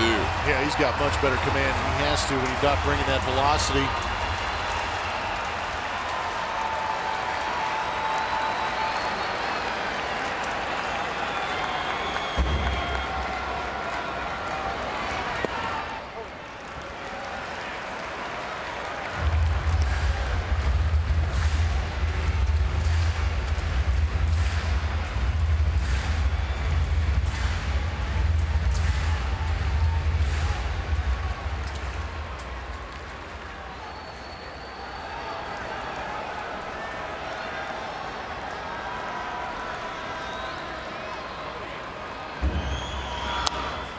Just a piece to stay alive at 1-2. White checking to see if he cracked the top of his bat. Good job battling. That's that slider down. That was a great location by Romo, but spoiled by Tyler White. White was having a big season at AAA Fresno when he was called up, an OPS of over 1,000 for the Grizzlies.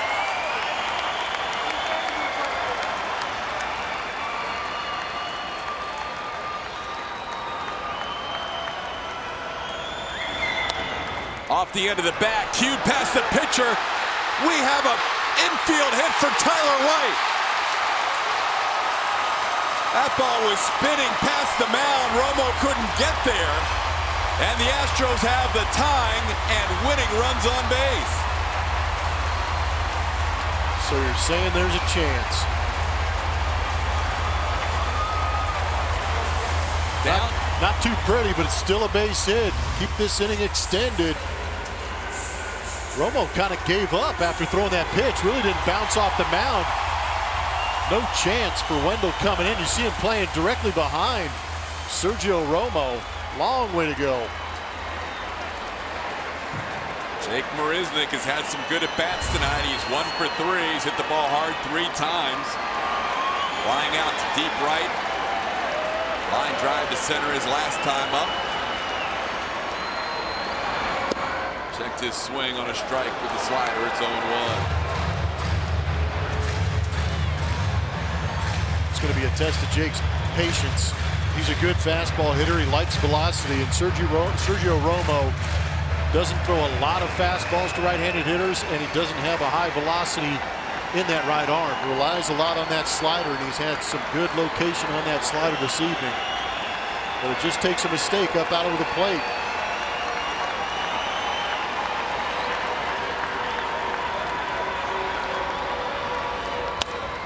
Popped up on the infield. Wendell is there. And the 12-game winning streak comes to a close. The Astros lose tonight 2-1. Matching their franchise best 12-game winning streak, but could not set a historic mark tonight as Tampa Bay takes the middle game of this 3-game series. A couple of good games. Astros winning last night at walk-off, and Tampa Bay coming back to winning tonight, 2-1. We'll have more, including the postgame show, right around the corner.